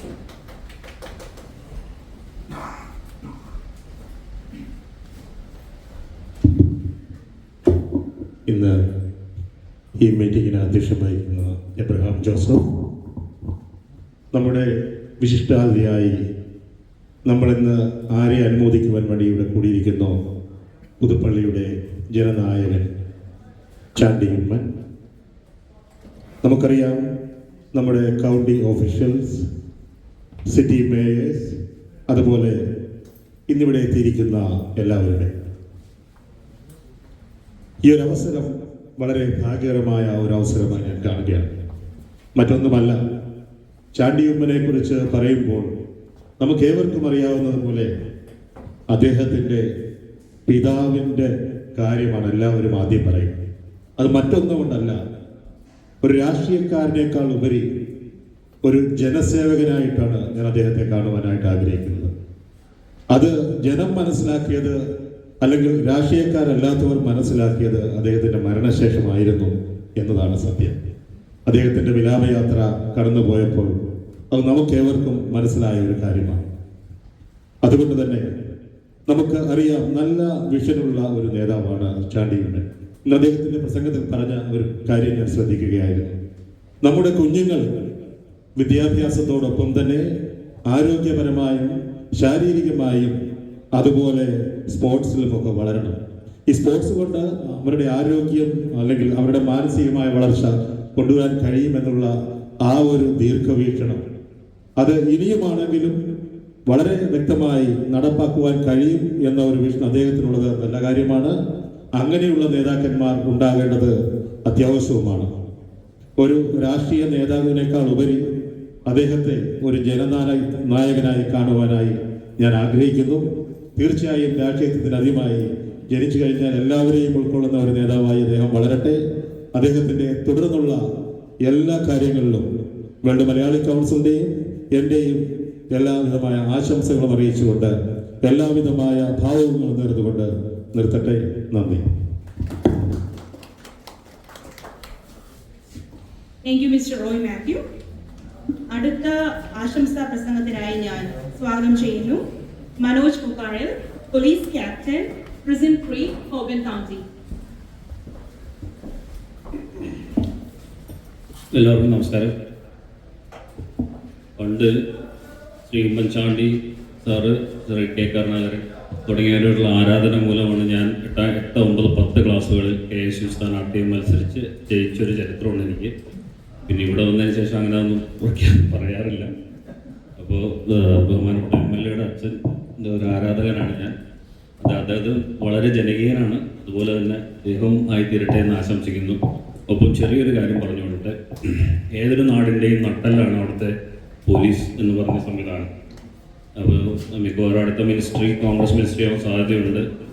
ബഹുമാനപ്പെട്ട ചാണ്ടി ഉമ്മൻ MLA അതിൽ വരാനും സാധ്യതയുണ്ട്. വരട്ടെ എന്നാണ് ഞങ്ങളുടെ എല്ലാവരുടെ ആഗ്രഹം. അപ്പോൾ ഈ പോലീസിലേക്കുള്ള ആളുകളെ തിരഞ്ഞെടുക്കുമ്പോൾ ലോകത്തുള്ളവരെ മൊത്തം വിളിച്ച് ടെസ്റ്റ് എഴുതിച്ചെടുക്കാതെ അതിന് താല്പര്യമുള്ള ആളുകളെ കണ്ടുപിടിച്ചെടുക്കണമെന്ന് ഞാൻ അഭ്യർത്ഥിക്കുകയാണ്. കഴിഞ്ഞ തവണ ഇവിടെ മറ്റൊരു പാർട്ടിയുടെ സെക്രട്ടറി വന്നപ്പോൾ ഞാനത് സംസാരിക്കുകയുണ്ടായി. അപ്പോൾ ഞാനൊരു സജഷൻ പറഞ്ഞു, സാറേ, ഈ അമേരിക്കയിലൊക്കെ ചെയ്യുന്ന പോലെ പോലീസ് ട്രെയിനിങ് കോളേജ്, അതായത് പോലീസ് ആവാൻ താല്പര്യമുള്ളത് അതിൽ പോയി പഠിച്ച് പാസ്സായതിനു ശേഷമാണ് പോലീസിലേക്ക് അപ്ലൈ ചെയ്യുന്നത്. അങ്ങനെ ഒരു സിറ്റുവേഷൻ കൊണ്ടുവരണമെന്ന് ഞാൻ പറഞ്ഞിരുന്നു. പുള്ളി പറഞ്ഞത് പരിഗണിക്കാവുന്ന കാര്യമാണെന്ന്. അത് ഞാനും ബഹുമാനപ്പെട്ട MLA യുടെ മുമ്പിലും പറയുകയാണ്. ഭാവിയിൽ മന്ത്രിയാവും, നിങ്ങൾ തിരക്കുകളും കാര്യങ്ങളുള്ള ആളുകളാണ്. എന്നാൽ ഇതുപോലൊരു സംവിധാനം കൊണ്ടുവന്നാൽ ഈ എങ്ങനെ ഒരു ജോലി എന്ന് പറയുന്ന ആളുകളെ ഒഴിവാക്കി പോലീസിലേക്ക് താല്പര്യമുള്ള ആളുകൾ വരികയും അന്വേഷണം, ചിലപ്പോൾ നമ്മളൊക്കെ ചിന്തിക്കും ഇതെന്താ ഇയാൾ അന്വേഷിച്ചിട്ട് ഇത് കണ്ടുപിടിക്കാൻ പറ്റാത്തത്. കാര്യം അവർക്ക് താല്പര്യമില്ല, അവർ വേറെ പല കാര്യങ്ങൾ കൊണ്ട് നടക്കുന്ന ആളുകളാണ്. അപ്പോൾ അങ്ങനെ താല്പര്യമുള്ള ആളുകൾ ഇതിൽ വന്നെങ്കിൽ മാത്രമേ ഫോഴ്സ് നന്നാവത്തുള്ളൂ. അതിൻ്റെ ഒരു റിക്വസ്റ്റാണ്. അതിനുവേണ്ടി അദ്ദേഹം ശ്രമിക്കുമെന്ന് ഞാൻ വിചാരിക്കുന്നു. പിന്നെ തുടർന്ന് മറ്റൊരു കാര്യം കൂടി അദ്ദേഹത്തെ ഓർപ്പിക്കാനുള്ളത്, ഇപ്പോൾ നമ്മളൊരു നേതാവായി വളർന്നു കഴിയുമ്പോൾ പിന്നെ വരാവുന്ന പ്രശ്നങ്ങളാണ് മാനഹാനി തുടങ്ങിയ പ്രശ്നങ്ങളിൽ ചെന്ന് ചാടുക എന്നുള്ളത്. അപ്പോൾ നമ്മൾ കണ്ടുകൊണ്ടിരിക്കുകയാണ്, ഒരുപാട് നേതാക്കന്മാർ വളരെ കഷ്ടപ്പെട്ട് വന്നിട്ട് നിസ്സാര കാലങ്ങളിലൂടെ മണക്കുന്ന ചേട്ടൻ അത് സൂചിപ്പിക്കുകയുണ്ടായി. അങ്ങനെയുള്ളതിലൊന്നും ചെന്ന് പെടാതെ അച്ഛൻ്റെ ഇത് കാത്ത് നല്ല രീതിയിൽ മുന്നോട്ട് പോകണം എന്ന് ഞാൻ അദ്ദേഹത്തോട് അപേക്ഷിക്കുകയാണ്. എന്തായാലും അദ്ദേഹത്തെ ഇവിടെ ഒന്ന് കാണാനും പരിചയപ്പെടാനും കഴിഞ്ഞൊരു സന്തോഷം. Thank you very much.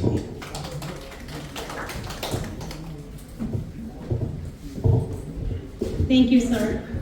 അടുത്തതായി ആശംസാ പ്രസംഗത്തിനായി ഞാൻ ക്ഷണിക്കുന്നു Shri Thomas Oliyan Kunnel, former president, Indian Overseas Congress.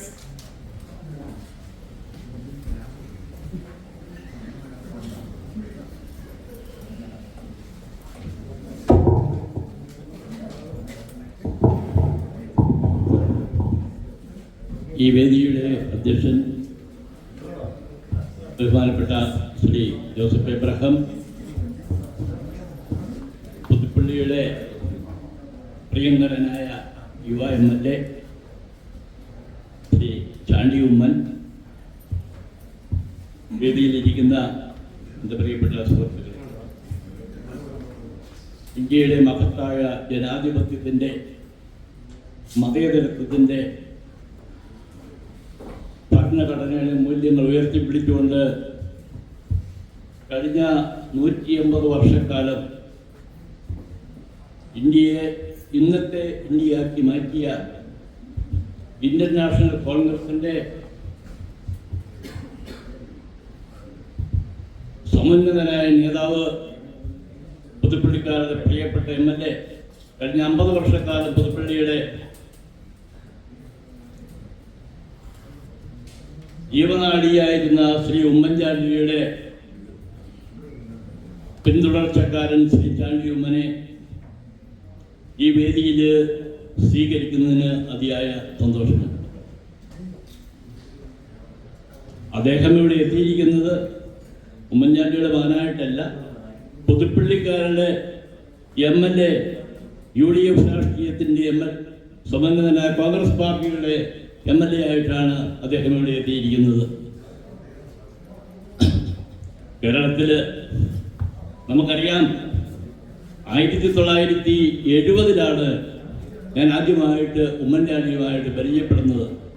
കാരണം മൂവാറ്റുപുഴ നിർമ്മല കോളേജിൽ KSUവിൻ്റെ യൂണിറ്റ് ഉദ്ഘാടനത്തിന് വന്നപ്പോഴാണ് ഞങ്ങൾ ആദ്യമായിട്ട് പരിചയപ്പെടുന്നത്. അദ്ദേഹം ആ വർഷം തന്നെയാണ് കേരള അസംബ്ലിയിലേക്ക് പുതുപ്പള്ളിയിൽ നിന്ന് മത്സരിക്കുന്നത്. ആ ആദ്യത്തെ മന്ത്രിസഭയിൽ 2 പ്രായം കുറഞ്ഞ MLA-മാരുണ്ടായത്. അതിൽ ഒന്ന് ഉമ്മൻചാണ്ടിയും ഒന്ന് ഇന്നത്തെ മുഖ്യമന്ത്രി ശ്രീ പിണറായി വിജയനുമാണ്. ധർമ്മടത്തു നിന്നും അസംബ്ലിയിലെത്തിയ പിണറായി വിജയൻ, പുതുപ്പള്ളിയിൽ നിന്നും കേരള അസംബ്ലിയിലെത്തിയ ശ്രീ ഉമ്മൻചാണ്ടി. അദ്ദേഹത്തിന്റെ ജനസമ്പർക്ക പരിപാടിയിലൂടെ UN അദ്ദേഹത്തെ ഏറ്റവും നല്ലൊരു സാമൂഹ്യ പ്രവർത്തകനായിട്ട് അംഗീകരിക്കുകയും ചെയ്തത് നമുക്കറിയാം. രാത്രി സമയങ്ങളിൽ 2 മണി വരെയും 3 മണി വരെയും ഒരു ചായയുടെ ബലത്തിൽ സാധാരണക്കാരായ ആളുകളുടെ പ്രശ്നങ്ങൾ മനസ്സിലാക്കുകയും അവർക്ക് വേണ്ടി പ്രവർത്തിക്കുകയും ചെയ്തിട്ടുള്ള ഉറങ്ങാത്ത രാത്രികൾ ധാരാളം ഉണ്ടായിട്ടുണ്ട്. അതുപോലെ തന്നെ ഉമ്മൻചാണ്ടിയുടെ ഫാമിലി വേട്ടയാടിയ സമയങ്ങളിലും അദ്ദേഹത്തിൻ്റെ ഉറക്കം കെടുത്തിയ നിമിഷങ്ങൾ ധാരാളം ഉണ്ടായിട്ടുണ്ട്. ശ്രീ ചാണ്ടി ഉമ്മന് ഒരു വ്യക്തമായിട്ട് അറിയാവുന്ന കാര്യങ്ങളാണ്. കേരള ചരിത്രത്തിൽ ഇത്രമാത്രം ജനകീയ പ്രസ്ഥാനങ്ങൾ നടത്തിയ ആൾക്ക് അനുഭവിക്കേണ്ടി വന്ന ദുരിതങ്ങളെ നമ്മൾ അറിഞ്ഞിട്ട് കേട്ടിട്ടുള്ളതാണ്. ആ പിന്തുടർച്ചക്കാരനെ ഇന്ന് നമ്മളിവിടെ സ്വീകരിക്കുന്നതിന് സന്തോഷമുണ്ട്. പക്ഷേ ബഹുമാനപ്പെട്ട ലീഡറും ഉമ്മൻചാണ്ടി സാറുമായി ഉണ്ടായിരുന്ന കാലത്തൊക്കെ നമ്മൾ ലോകത്ത് അദ്ദേഹം അവരെവിടെ ചെന്നാലും ആദ്യം അണികളുടെ വികാരങ്ങൾ മനസ്സിലാക്കി അവർ ഞങ്ങൾ വരുന്നുണ്ട് എന്ന് ഒരു മെസ്സേജ് കൊടുക്കുമ്പോൾ കോൺഗ്രസ്സുകാരുടെ വികാരത്തെ വ്രണപ്പെടുത്താതെ അവരുടെ ആ ആശയവിനിമയം നടത്തുന്നതിന്, കമ്മ്യൂണിക്കേഷൻ നടത്തുന്നതിന് പലപ്പോഴും അവർ ശ്രദ്ധിച്ചിട്ടുണ്ട്. അതിൽ സാറിനിവിടെ ചുരുങ്ങിയ സമയം കൊണ്ട് വന്ന് കിട്ടിയ അവസരമായതുകൊണ്ട് അതിന് സമയം കിട്ടിയില്ല എന്ന് എനിക്കറിയാം. എന്നിരുന്നാലും ഇനി ഭാവിയിലുള്ള കാര്യങ്ങൾ തന്നെ ആയാലും എല്ലാം നമ്മൾ കമ്മ്യൂണിക്കേഷൻ കോൺഗ്രസ്സുകാരുടെ വികാരത്തെ മാനിച്ചുകൊണ്ട് ചെയ്യണമെന്ന് അഭ്യർത്ഥിച്ചുകൊണ്ട് ഞാൻ അദ്ദേഹത്തിന് IOC-യുടെ വകയായിട്ട് ഒരു ഷാൾ അണിയിക്കാൻ താല്പര്യപ്പെടുന്നു. നമ്മളെ അദ്ദേഹത്തിന് പല സുഹൃത്തുക്കളുണ്ട്. അധ്യക്ഷനായിരിക്കുന്ന ശ്രീ ജോസഫ് അബ്രഹാം തന്നെ IOC-യുടെ ഹൂസ്റ്റൺ ചാപ്റ്ററിന്റെ ചെയർമാനാണ്. അതുപോലെ പലരും എത്തിയിട്ടുണ്ട്. അവരെല്ലാവരും ഇങ്ങോട്ട് വരണമെന്ന് ഞാൻ അഭ്യർത്ഥിക്കുകയാണ്. Please come forward.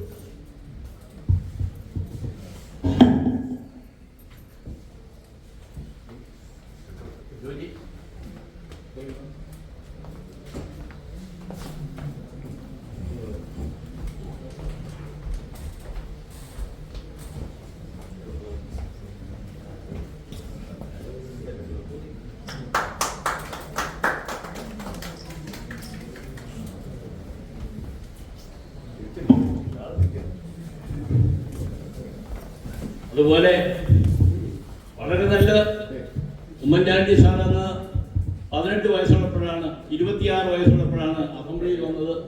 ഏറെക്കുറെ അതേ 26, 28, 27 വയസ്സായെന്ന് എനിക്ക് തോന്നുന്നു ആദ്യമായിട്ട് അസംബ്ലിയിൽ വരുമ്പോൾ. ആ സമയത്ത് തന്നെയാണ് കാരണം എത്ര വയസ്സിലാണെന്ന് എനിക്ക് കറക്റ്റായിട്ട് ഓർക്കുന്നില്ല. അതുപോലെ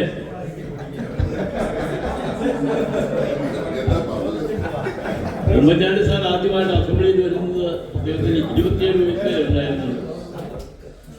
അതുപോലെ നല്ല നല്ല കാര്യങ്ങൾ ചെയ്യുവാനും ഉള്ള അവസരം ഉണ്ടാകട്ടെ എന്ന് ആശംസിച്ചുകൊണ്ട് എൻ്റെ വാക്കുകൾ നിർത്തുന്നു. നന്ദി, നമസ്കാരം.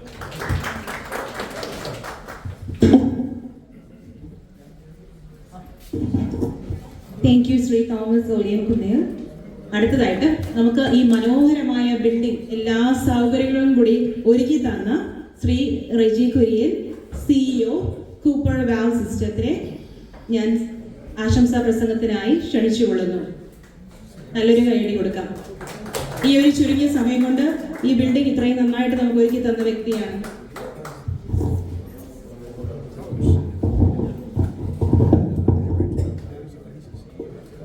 അധികം ഒരു ആശംസയുടെ ആവശ്യങ്ങളുണ്ടെന്ന് എനിക്ക് തോന്നുന്നില്ല. നമ്മളെല്ലാവരും ഇവിടെ കൂടിയിരിക്കുന്നത് പ്രിയ ശ്രീ ചാണ്ടി ഉമ്മനെ നേരിട്ട് കാണാനും സംസാരിക്കാനുമാണ്. നല്ലൊറ്റ വാക്ക് പറഞ്ഞുകൊണ്ട് ഞാൻ അവസാനിപ്പിക്കുന്നു.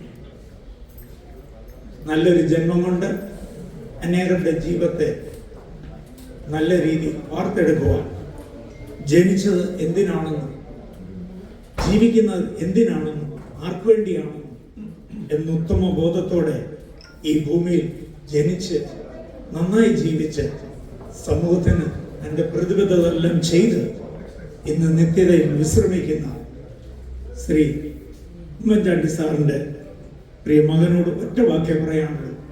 ആ പിതാവിൻ്റെ നല്ല പാതകൾ മാത്രമാണ് കേരളത്തിലെ ജനങ്ങളും ലോകത്തെമ്പാടുമുള്ള എല്ലാ മലയാളികളും അത്തരത്തിലൊരു ജീവിതവും പ്രവർത്തന ശൈലിയും നന്നായി ഞങ്ങൾ ആഗ്രഹിക്കുന്നു. ഈ നിമിഷം വരെ ദൈവം അത് ശ്രീ ചാണ്ടിയമ്മനെ കൊണ്ട് ചെയ്യിക്കുന്നു. തുടർന്നും അങ്ങനെ തന്നെ ആയിരിക്കണം. ദൈവം അതിന് വേണ്ട എല്ലാ കൃപകളും നൽകട്ടെ എന്ന് പ്രാർത്ഥിക്കുകയും ആശംസിക്കുകയും ചെയ്തുകൊണ്ട് നന്ദി, നമസ്കാരം. Thank you Shri Reji Kurian. അടുത്തതായിട്ട് വളരെ ആകാംക്ഷയോടെ പ്രതീക്ഷയോടെ നമ്മൾ കാത്തിരുന്ന ഒരു സെഷനാണ്. മറ്റൊന്നുമല്ല, നമുക്കിന്ന് നമ്മുടെ കൂടെ ശ്രീ ചാണ്ടിയുമ്മൻ MLA ഉണ്ട്. നമ്മുടെ കേരളത്തിന്റെ നേരത്തെ പറഞ്ഞു കോൺഗ്രസിന്റെ യുവ നേതാവ്. If you have any burning questions, this is the best time. നമുക്ക് ശ്രീ ചാണ്ടിയുമ്മൻ MLAയോട് നേരിട്ട് ചോദ്യങ്ങൾ ചോദിക്കാൻ പറ്റുന്ന സമയമാണിത്. It's gonna be an interactive Q&A session. പക്ഷേ please make sure you keep the questions brief and to the point. So നിങ്ങൾക്കുള്ള അവസരമാണിത്.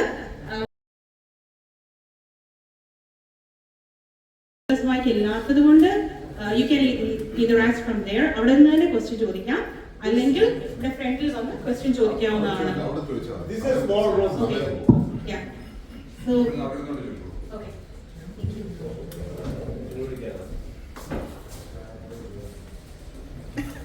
ചോദ്യമില്ല.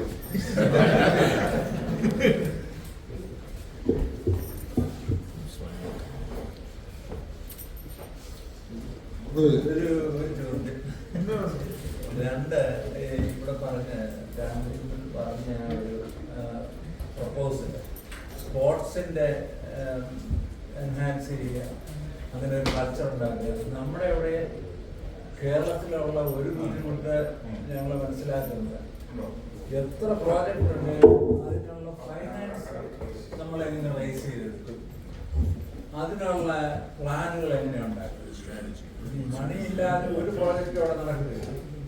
സ്റ്റേഡിയങ്ങൾ ഉണ്ടാക്കുക, അതെങ്ങനെ ഇന്റേണലായിട്ട് നമുക്ക് റേസ് ചെയ്യാൻ പറ്റും, അല്ലെങ്കിൽ മറ്റേത് രീതിയിൽ ഉള്ള ഒരു പ്ലാനിങ് അത് ഇംപ്ലിമെന്റ് ചെയ്യാനായിട്ട് സാധിക്കും. ഞാൻ ഇത്രയും ആൾക്കാരെ വിളിച്ചു കൂട്ടി ഈ പരിപാടി പറയാനുള്ള കാരണം എന്തായിരിക്കും വിചാരിക്കുന്നു. ഞാൻ വെറുതെ പറഞ്ഞല്ല, നിങ്ങളുള്ള എന്റെ പ്രതീക്ഷ. കാരണം നിങ്ങൾക്ക് സാധിക്കാത്ത ഒന്നുമില്ല.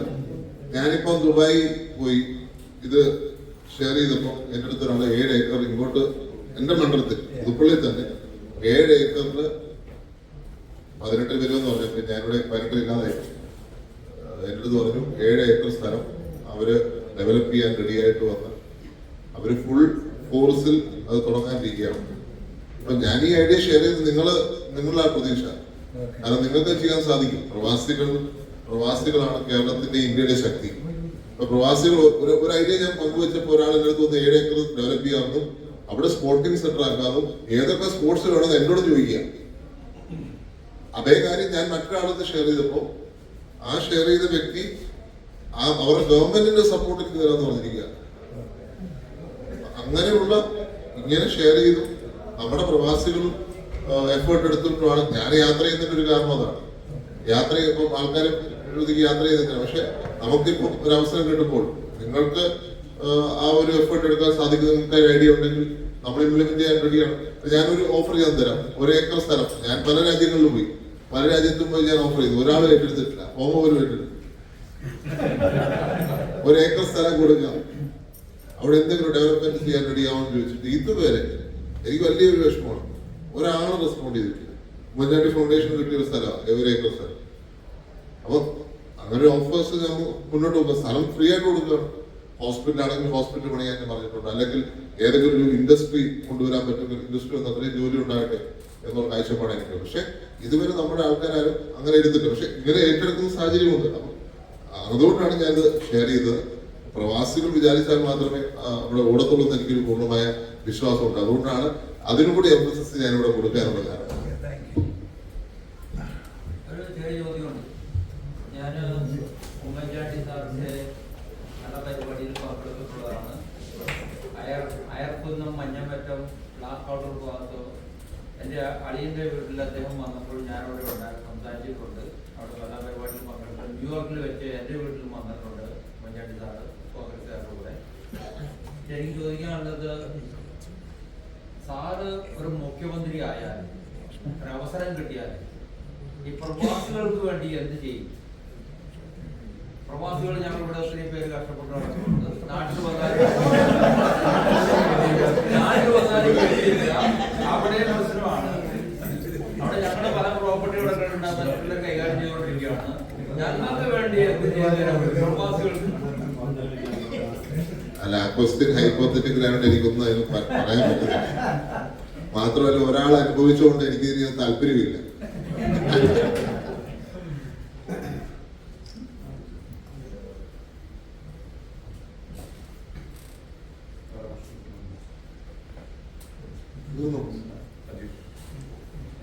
എൻ്റെ പേര് അജി. ഞാൻ കോതമംഗലത്താണ് നാട്ടിൽ. ഇതിന്റെ ബേസിക് ക്വസ്റ്റ്യനാണ്. പണ്ടൊക്കെ ഞങ്ങളുടെയൊക്കെ ചെറുപ്പത്തിൽ ഒത്തിരി ചെറുപ്പക്കാർ രാഷ്ട്രീയത്തിലേക്ക് കതറൊക്കെ തേച്ചിട്ട് രാഷ്ട്രീയത്തിലേക്ക് വരുന്നു. ഇപ്പൊ അങ്ങനെ അധികം അതിപ്പോ ഏത് രാഷ്ട്രീയ പാർട്ടിയാണ്, കോൺഗ്രസ് ആണെങ്കിലും ഇടതുപക്ഷമാണെങ്കിലും BJP ഏതാണെങ്കിലും അങ്ങനെ വരുന്നില്ല. അപ്പൊ അതിന് നമുക്ക് എന്താണ് നിങ്ങളൊരു യുവ രാഷ്ട്രീയ നേതാക്കൾക്ക് അതിനെന്ത് ചെയ്യാൻ പറ്റും അതിനകത്ത്? അതുപോലെ നമ്മുടെ സമൂഹത്തിന് എന്ത് ചെയ്യാൻ പറ്റും? തീർച്ചയായിട്ടും അങ്ങനെ വരാതിരിക്കുന്നത് തീർച്ചയായിട്ടും ഒരു തെറ്റായ രീതിയിലൊരു പൊക്കാണെന്നുള്ളതാണ് എൻ്റെ ഒരു കാഴ്ചപ്പാട്. കാരണം ഇപ്പോൾ എല്ലാവരും കൂടുതൽ ജോലി പിന്നെ അതിന്റെ കൂടെ പാരലായിട്ട് രാഷ്ട്രീയം കൊണ്ടുപോകുന്ന ആൾക്കാരാണ്. അപ്പം അതിന് എങ്ങനെ പ്രൊമോട്ട് ചെയ്യാൻ പറ്റും എന്നുള്ളതാണ്. എനിക്ക് തോന്നുന്നു എന്റെ ജനറേഷൻ തൊട്ട് എന്റെ ജനറേഷൻ ഞാൻ കണ്ടൊരു കാര്യം, എന്റെ സ്കൂളിൽ ഒരാൾ പോലും പൊളിറ്റിക്സ് താല്പര്യമുള്ളതായിട്ട് പറഞ്ഞാൽ എനിക്ക് ഓർമ്മയില്ല. ഞാനൊഴിച്ചു എന്റെ സ്കൂളിൽ അത്രയും കുട്ടികൾ പഠിക്കുന്ന അനുഭവം എന്റെ ക്ലാസ്സിൽ നിന്നൊക്കെ 50 കുട്ടികൾ പഠിക്കുന്നിടത്ത് ഞാൻ മാത്രമാണ് ഇൻട്രസ്റ്റ് പറഞ്ഞത്. ആ സ്കൂളിൽ എന്റെ ഓർമ്മയിൽ ആരും പൊളിറ്റിക്സിൽ വന്നിട്ടുമില്ല, ആരും ഇൻട്രസ്റ്റ് ഉണ്ടെന്ന് പറഞ്ഞു കേട്ടിട്ടുമില്ല. അതിനു മുമ്പുള്ള തലമുറ അങ്ങനെ തന്നെയാണ്. പക്ഷെ എൻ്റെ ഒരു തലമുറയിൽ ഞാൻ കണ്ടിട്ടുള്ളത് തന്നെയാണ്. മാത്രമല്ല നിങ്ങളെല്ലാം ഇവിടെ വരികയും ചെയ്തു. നല്ല രാഷ്ട്രീയക്കാരാൻ പറ്റുന്ന പലരും ഇരിപ്പുണ്ട്. എല്ലാരും ഇങ്ങോട്ട് വരികയും ചെയ്യും. കാരണം ഇപ്പൊ ഞാൻ പ്രവാസികൾ വേണ്ട എന്ന് പറയാനുള്ള കാരണം ലീഡേഴ്സിന്റെ അഭാവം തന്നെയാണ്. ഇപ്പം നമ്മുടെ ചെറുപ്പക്കാർ കാനഡയിൽ നിന്ന് വിളിച്ചിട്ട് പറഞ്ഞു ദയവ് ചെയ്ത് നാട്ടിൽ പറയണം ആരും ഇങ്ങോട്ട് വരും. ഞാൻ തന്നെ കടം മേടിച്ചിട്ട് വന്നിട്ട് അവിടെ കരക്കാനാവുമോ? പ്രവാസികളുടെ കാര്യം പറഞ്ഞില്ലേ നേരത്തെ, കടം മേടിച്ചിട്ട് കടക്കാരാവുക, അവിടെ നിൽക്കാനും മേല ഇവിടെ നിൽക്കാനും മേല. അപ്പൊ പ്രവാസികളുടെ ബുദ്ധിമുട്ട് വലിയ ബുദ്ധിമുട്ടാണ്. എന്താ നമ്മുടെ ചെറുപ്പക്കാരെ ആ പ്രവാസത്തിലേക്ക് തള്ളിവിടുമ്പോ നമ്മൾ എന്ത് ചെയ്യും? അവർക്ക് ഇപ്പം നാട്ടിൽ നിന്നാൽ ഇവിടെ പറഞ്ഞ പ്രോബ്ലം, പ്രവാസികളുടെ പ്രോപ്പർട്ടീസ് ബിസിനസ് ആരും ചെയ്യാൻ ആഗ്രഹിക്കുന്നില്ലാത്ത സാഹചര്യം. ഞാൻ പറഞ്ഞത് ഞാൻ സ്ഥലം കൊടുക്കാമെന്ന് പറഞ്ഞിട്ട് പോലും പലരും താല്പര്യം കാണിക്കുന്നില്ല. കാരണം പ്രവാസികൾക്ക് പേടി അവിടെ എന്തെങ്കിലും സംഭവിച്ചാൽ ഇൻവെസ്റ്റ്മെന്റ് നഷ്ടപ്പെടും. പക്ഷെ ആ ഭയം മാറ്റുവാനുള്ള സമയമായിട്ടുണ്ട്. അതുപോലെ തന്നെ രാഷ്ട്രീയത്തിലേക്ക് കടന്നു വരുന്ന ചെറുപ്പക്കാർക്ക് അതിനകത്ത് ഒരു പ്രശ്നം നമുക്ക് ഫാക്ട് അംഗീകരിക്കാതിരിക്കാൻ പറ്റത്തില്ല. സ്കൂളുകളിൽ പൊളിറ്റിക്സ് നിരോധിച്ചു തന്നെയാണ്, കോളേജുകളിൽ പൊളിറ്റിക്സ് നിരോധിച്ചതാണ്, കോളേജുകൾ അരാഷ്ട്രീയവാദം കടന്നു വരികയാണ്, എന്താ പറയാ വർഗീയത കടന്നു വരിക. ഒരു സമയത്ത് പൊളിറ്റിക്സിൽ ഫോക്കസ് ചെയ്തിരുന്ന കോളേജുകൾ അല്ലെങ്കിൽ സ്കൂളുകൾ ഇപ്പൊ മതത്തിന്റെ പേരിൽ ജാതിയുടെ പേരിൽ വേർതിരിയപ്പെടുക, അല്ലെങ്കിൽ അരാഷ്ട്രീയവാദികൾ വരിക, അല്ലെങ്കിൽ രാഷ്ട്രീയത്തിൽ ഇൻട്രസ്റ്റ് ഇല്ലാത്തവർ വരിക. അപ്പൊ അങ്ങനെ ഒരു ഫാക്ട് കൂടി ഉണ്ട്. അപ്പൊ അവിടെയാണ് ഇച്ചൂടൊരു പൊളിറ്റിക്കൽ ഓറിയന്റഡ് ആയിട്ടുള്ള ചെറുപ്പക്കാരെ വളർത്തിക്കൊണ്ടുവരുവാൻ രാഷ്ട്രീയക്കാരെ ശ്രമിക്കേണ്ടത്. അതുപോലെ തന്നെ നമ്മുടെ നാട്ടിൽ ഒരു വികസനത്തിന്റെ ഒരു എന്താ പറയുക രാഷ്ട്രീയം വളർത്തിക്കൊണ്ടുവരാൻ ശ്രമിക്കും.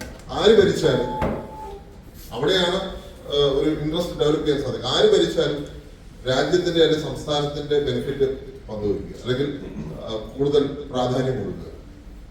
ഇത് ഒരാൾ ഭരിക്കുമ്പോൾ മറ്റൊരാൾ എതിർക്കുകയും ഒന്നും നടക്കാതിരിക്കുകയും ചെയ്യുമ്പോൾ നമ്മുടെ നാടിന്റെ വികസനം പുറകോട്ടാ പോകുന്നത്. നമ്മൾ കേരളം എവിടെ എത്തണ്ടേ? നമ്മളാണ് ഫസ്റ്റ് IT പാർക്ക് തുടങ്ങിയത്. IT പാർക്ക് തുടങ്ങി നമ്മളിപ്പോ എവിടെ ബാക്കിയുള്ള സ്റ്റേറ്റുമായിട്ട് കമ്പയർ ചെയ്യും. 1 lakh crores ആണ് ബാംഗ്ലൂരിന്റെയും ഹൈദരാബാദിന്റെയും ഒക്കെ IT രംഗം. നമ്മുടെ നാടോ? അതുകൊണ്ട് നമുക്ക് വേണ്ടത് ഒരു മ്യൂച്വൽ അണ്ടർസ്റ്റാൻഡിംഗ് ആണ്. പൊളിറ്റിക്സിനപ്പുറം നാടിന്റെ വികസനം ഉറപ്പാക്കണം. നമ്മുടെ നാട്ടിൽ ചെറുപ്പക്കാർ നിൽക്കണം. ആ ചെറുപ്പക്കാർക്ക് രാഷ്ട്രീയത്തിൽ ഇൻട്രസ്റ്റ് ഉണ്ടാവണമെങ്കിൽ രാഷ്ട്രീയം അതനുസരിച്ച് മാറേണ്ടതുണ്ട്. അതിനുവേണ്ടി രാഷ്ട്രീയ പ്രവർത്തകർ ശ്രമിക്കണം. അതുപോലെ തന്നെ സ്കൂൾ മുതൽ അങ്ങനൊരു അവയർനെസ് കൊടുക്കുന്നതിന് ഒരു തെറ്റുമില്ല. സ്കൂൾ രംഗത്ത് രാഷ്ട്രീയമാവുന്നതിന് ഒരു തെറ്റുമില്ല എന്നുള്ള കാഴ്ചപ്പാട് എനിക്കുള്ളത്. അതായിരിക്കും ഒരു സൊല്യൂഷൻ. ഒരു പോയിന്റ് കൂടി നമ്മള് പ്രവാസം എന്ന് പറയുന്നത് ഗ്ലോബലൈസ്ഡ് എക്കണോമിയില് ഇപ്പൊ നമ്മൾ പണ്ട് ബാംഗ്ലൂർക്ക് പോകുന്ന ഒരു ലാഘവമേ ഉള്ളൂ ഇപ്പൊ US-നോ അല്ലെങ്കിൽ UK പോയി പഠിക്കുന്നതിന് വേണ്ടിയിട്ട്. സോ കുട്ടികൾ പോയി പഠിക്കുക, തിരിച്ച് കേരളത്തിലേക്ക് വരിക, അങ്ങനത്തെ ഒരു ഇതോ അല്ലെങ്കിൽ ജോലി ചെയ്യുക, തിരിച്ച് കേരളത്തിൽ വരിക, ആ ഒരു അറ്റ്മോസ്ഫിയർ കൂടുതൽ ഉണ്ടാക്കിയെടുക്കുക എന്നുള്ളതാണ്. മനസ്സിലായി. പക്ഷെ പ്രവാസം എന്ന് പറയുമ്പോൾ ശരിക്കും അതാണോ നടക്കണേ? നല്ലൊരു ജോലിയാണെങ്കിൽ ഞാൻ നോ പറയില്ല, നല്ലൊരു എഡ്യൂക്കേഷൻ ഓപ്പർച്യൂണിറ്റി ആണെങ്കിൽ ഞാൻ നോ പറയുന്നില്ല. കാരണം ഞാൻ പറഞ്ഞില്ലേ, നമ്മുടെ സ്കില്ലിൽ പോയപ്പോൾ നമുക്കൊരാളെ കാണാൻ സാധിച്ചില്ല, അല്ലെങ്കിൽ നമ്മുടെ ഒരാള് ഹൈ പ്ലേസിൽ നിൽക്കുന്നത് വളരെ സന്തോഷമുള്ള കാര്യമാണ്. പക്ഷേ പ്രശ്നം എന്താ? തട്ടിപ്പ് പറ്റുക. പല ചെറുപ്പക്കാർക്കും അവർക്ക് പ്രവാസത്തിലേക്ക് പോയി കാശുണ്ടാക്കണമെന്നുള്ള ആഗ്രഹത്തിൽ തട്ടിപ്പിൽ പെടുകയാണ്. ആൾക്കാരെ എത്ര പേര് എന്നെ വിളിക്കുന്നു, ആഴ്ചയിൽ 1-2 കേസുകൾ എന്റെ അടുത്ത് വരാറുണ്ട്. ഇന്ന കമ്പനി കാശ് മേടിച്ചു, വിദേശത്തേക്ക് വിടാന്ന് പറഞ്ഞു, കാശ് തരുന്നില്ല, വിദേശമില്ല. അത് ഞാൻ പറയുന്നത് നമ്മുടെ നാട്ടിൽ വികസനം ഉണ്ടായിരുന്നെങ്കിൽ, ഡെവലപ്മെന്റ് ഉണ്ടായിരുന്നെങ്കിൽ, നമ്മുടെ നാട്ടിൽ തലയുയർത്തി ജീവിക്കാനുള്ള സാഹചര്യം ഉണ്ടായിരുന്നെങ്കിൽ ഇപ്പൊ നഴ്സുമാർക്ക് ഇവിടെ കിട്ടുന്ന റേറ്റ് ആണോ അവിടെ സാലറി കിട്ടുന്നത്? ഞാൻ പറയാം, അങ്ങനെയുള്ള കാര്യങ്ങൾ നമ്മൾ മാറാൻ സമയമായി. പക്ഷെ അവിടെ ഒരു സാഹചര്യം ഇല്ല എന്നുള്ളതാണ് എന്റെ യാഥാർത്ഥ്യം. അപ്പം കേരളത്തിൽ തന്നെ സാഹചര്യം ഒരുക്കണം. നമുക്കിനി ലോകത്തിലേക്ക് പോവുകയല്ല, ലോകത്തെ കേരളത്തിലേക്ക് കൊണ്ടുവരിക, അല്ലെങ്കിൽ അതിനുള്ള ഒരു ബിസിനസ് സാഹചര്യം ഉണ്ടാക്കുക, നമ്മുടെ ബിസിനസ് കൾച്ചർ മാറ്റുക, നമ്മുടെ ഡെവലപ്മെന്റ് സ്ട്രാറ്റജി മാറ്റുക. പൊളിറ്റിക്കൽ പാർട്ടീസ് മനസ്സിലാക്കേണ്ട ആ അനിവാര്യതയായി കഴിഞ്ഞിരിക്കുന്നു. ഇനി ഡെവലപ്മെന്റ് ഇല്ലാതെ മുന്നോട്ട് പോകാൻ പറ്റത്തില്ല, റോഡുകളില്ലാതെ മുന്നോട്ട് പോകാൻ പറ്റത്തില്ല. അപ്പോൾ നമുക്ക് ആ ഒരു ഡെവലപ്മെന്റ് മോഡിലേക്ക് കേരളത്തെ മാറ്റുവാൻ സമയമായി കഴിഞ്ഞു. വിഴിഞ്ഞം അതിനുള്ള ബെസ്റ്റ് ഓപ്പർച്യൂണിറ്റിയാണ്.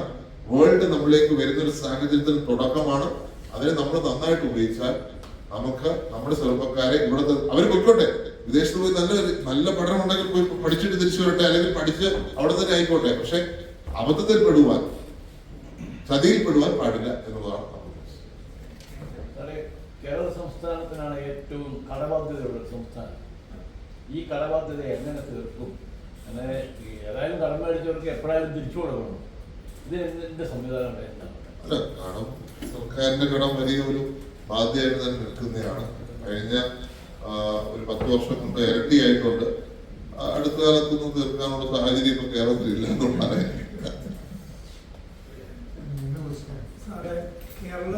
ഇന്ത്യയിലെ എല്ലാ സ്റ്റേറ്റുകളിലും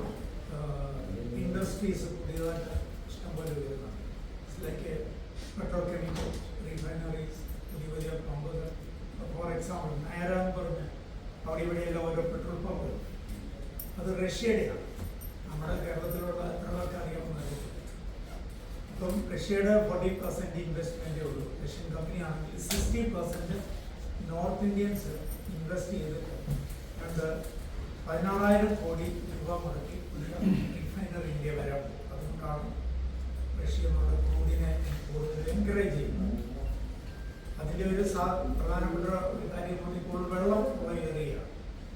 എന്നാലും നമുക്ക് കേരളത്തിൽ സീ ഷോറുകളൊക്കെ വെള്ളമൊക്കെ ആവശ്യത്തിനുണ്ട്. നമുക്കിപ്പോൾ ഉള്ള ഒരു FICT അല്ലെങ്കിൽ 1-2 ചെറിയ കെമിക്കൽ ഫാക്ടറിയൊക്കെ ഉണ്ട്. ഇങ്ങനെയുള്ള സാധ്യതകൾ നന്നായിട്ട് ഉപയോഗിക്കാൻ പറ്റുന്ന സ്ഥലമാണ് കേരളം. നമുക്ക് ആവശ്യമുണ്ട്, വെള്ളമുണ്ട്. ഈ കേരളത്തിലുള്ള എഞ്ചിനീയേഴ്സൊക്കെ തന്നെയാണ് ഈ പറയുന്ന സ്ഥാപനങ്ങളിലൊക്കെ ഈ പൊസിഷനിലിരിക്കുന്ന പലരുമുണ്ട്.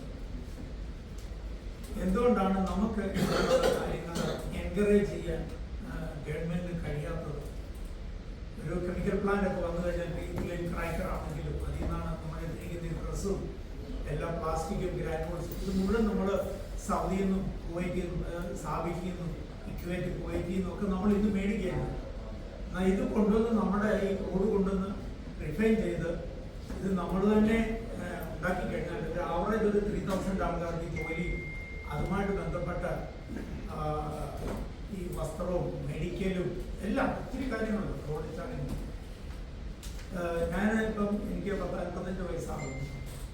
ഞാൻ ചെറുപ്പം മുതലേ കാണുന്ന ഈ പറയുന്ന ചെറിയ റിഫൈനറി കെമിക്കൽ പ്ലാന്റ് ഒക്കെ ആയിട്ടാണ് കേരളം. എന്തുകൊണ്ടാണ് ആ തരത്തിലേക്ക് നമുക്ക് നീങ്ങാൻ കഴിയാത്തത്? മറ്റ് സ്റ്റേറ്റുകളിലെല്ലാം ഇത് അധികമായിട്ട് എൻകറേജ് ചെയ്യുന്നു, ആൾക്കാർ ഇൻവെസ്റ്റ് ചെയ്യുന്നു. എന്നാൽ കേരളത്തിൻ്റെ കാര്യം പറയുമ്പോൾ പല കാര്യങ്ങൾ പറയും.